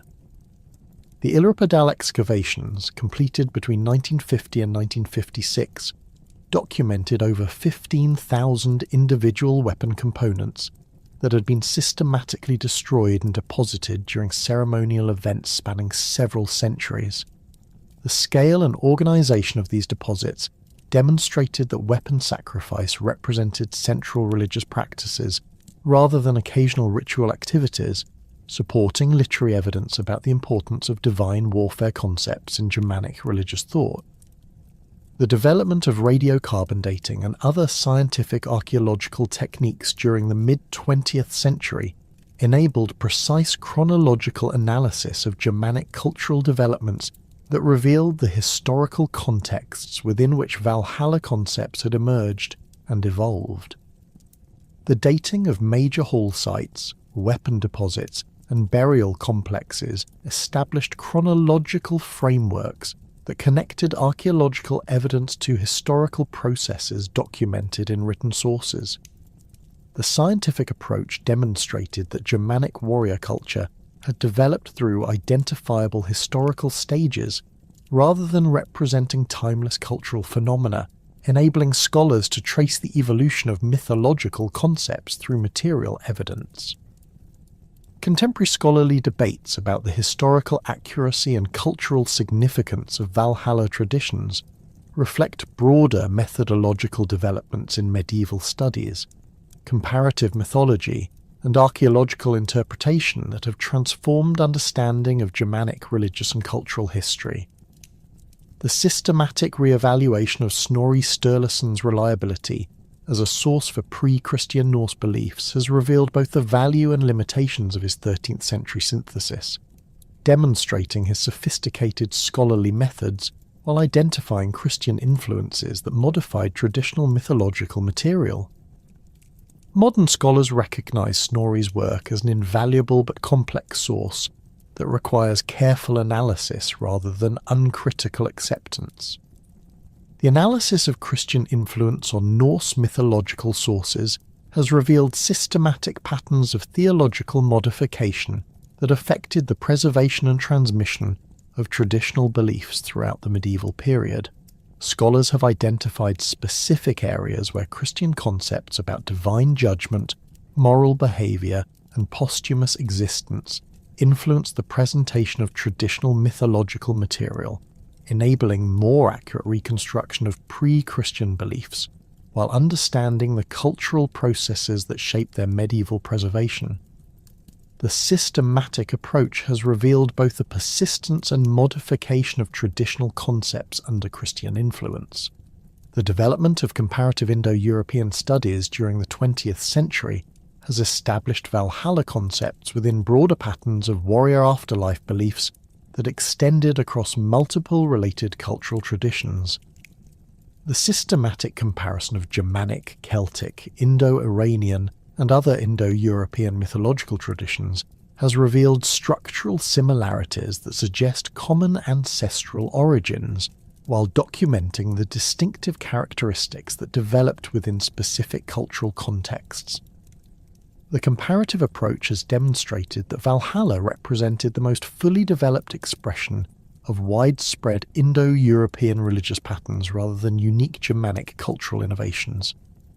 Contemporary archaeological work continues to refine understanding of the material contexts that supported Germanic warrior culture and its mythological expressions. Recent excavations at sites like Lejdre in Denmark and Borre in Norway have revealed additional evidence for the hall-centered societies that provided the social and architectural models for divine hall concepts. The systematic analysis of these sites using modern archaeological techniques has documented the sophisticated engineering, artistic decoration, and ceremonial functions that characterize Germanic royal and religious centres, providing material evidence for the cultural sophistication that produced complex mythological systems. The integration of environmental archaeology and landscape studies has revealed the geographical and ecological contexts within which Germanic warrior culture developed, demonstrating how natural environments influence cultural practices and mythological concepts. The analysis of pollen samples, soil deposits, and climate data from archaeological sites has documented the environmental conditions that shape Germanic settlement patterns, agricultural practices, and military activities. The environmental approach has revealed connections between natural landscapes and mythological geography that demonstrate how physical environments influenced religious and cultural imagination. Valhalla's presence in contemporary popular culture represents one of the most significant developments in the modern reception of Norse mythology, where ancient warrior afterlife concepts have been adapted to serve entertainment, educational, and commercial purposes that reach global audiences through multiple media platforms. The systematic analysis of these modern adaptations reveals both continuities and innovations that demonstrate the persistent appeal of Germanic heroic imagery, while documenting how contemporary cultural values and commercial requirements modify traditional mythological material. Marvel Comics' adaptation of Norse mythology, beginning with the introduction of Thor in 1962, established Valhalla imagery within American popular culture through superhero narratives that combined ancient mythological concepts with contemporary science fiction and fantasy elements. The comic book interpretation presents Valhalla as an advanced alien civilization rather than a religious afterlife destination, transforming mythological material to serve secular entertainment purposes while preserving recognizable elements of traditional imagery. The systematic development of this interpretation across decades of comic book publications has created comprehensive alternative mythology that maintains connections to Norse sources while serving contemporary narrative requirements. The Marvel Cinematic Universe's presentation of Asgard and its warrior culture has reached global audiences through blockbuster films that present Germanic mythological concepts within contemporary action-adventure frameworks. The visual representation of Asgard's architecture, the Bifrost Bridge, and warrior culture combines traditional mythological elements with science fiction technology and contemporary political themes that make ancient concepts accessible to modern audiences. The commercial success of these adaptations demonstrates the continued popular appeal of Germanic heroic imagery while documenting how contemporary cultural values modify traditional mythological presentations. Video game adaptations of Valhalla concepts have created interactive experiences that enable players to participate directly in mythological narratives rather than simply observing them through literary or visual media. Games like God of War, Assassin's Creed Valhalla, and Valheim have created detailed virtual environments that combine historical accuracy with mythological fantasy, enabling players to experience warrior culture, divine halls, and cosmic warfare through interactive gameplay. The systematic development of these virtual worlds requires extensive research into historical and mythological sources, while adapting traditional material to serve contemporary entertainment purposes and technological capabilities. The educational applications of digital technology have created new opportunities for presenting Valhalla concepts to academic and general audiences through interactive websites, virtual museum exhibits, and educational software that combines scholarly accuracy with engaging presentation methods.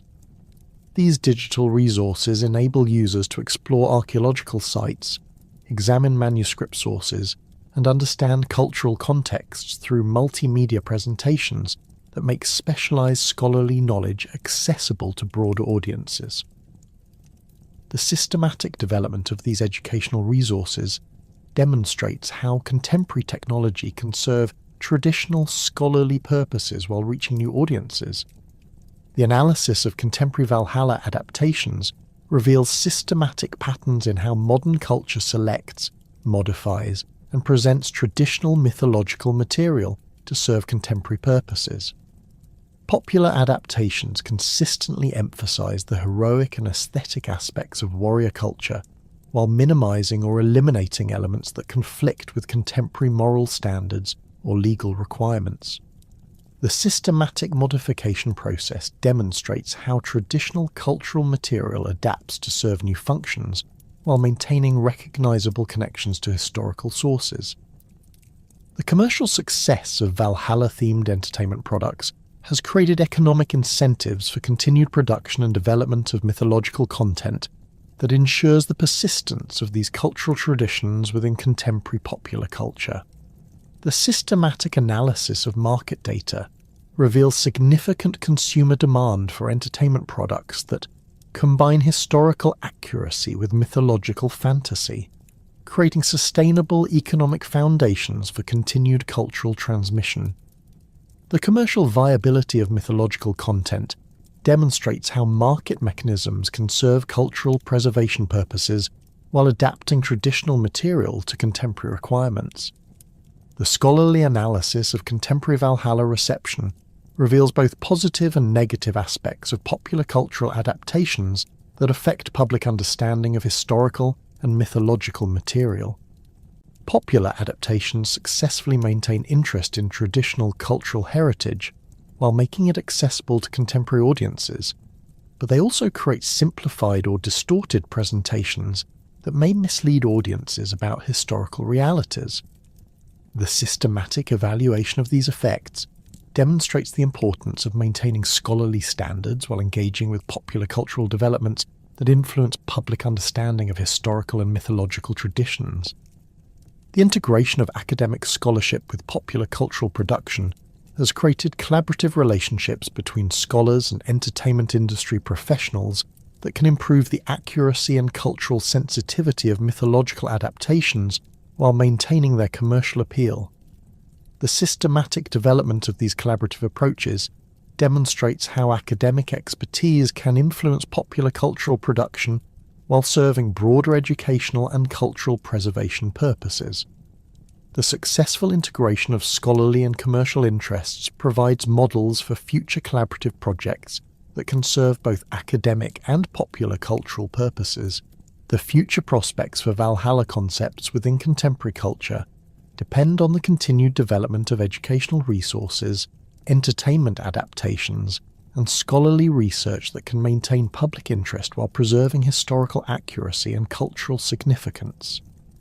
The systematic analysis of current trends suggests that demand for mythological content will continue to grow as global audiences seek cultural alternatives to contemporary political and social institutions.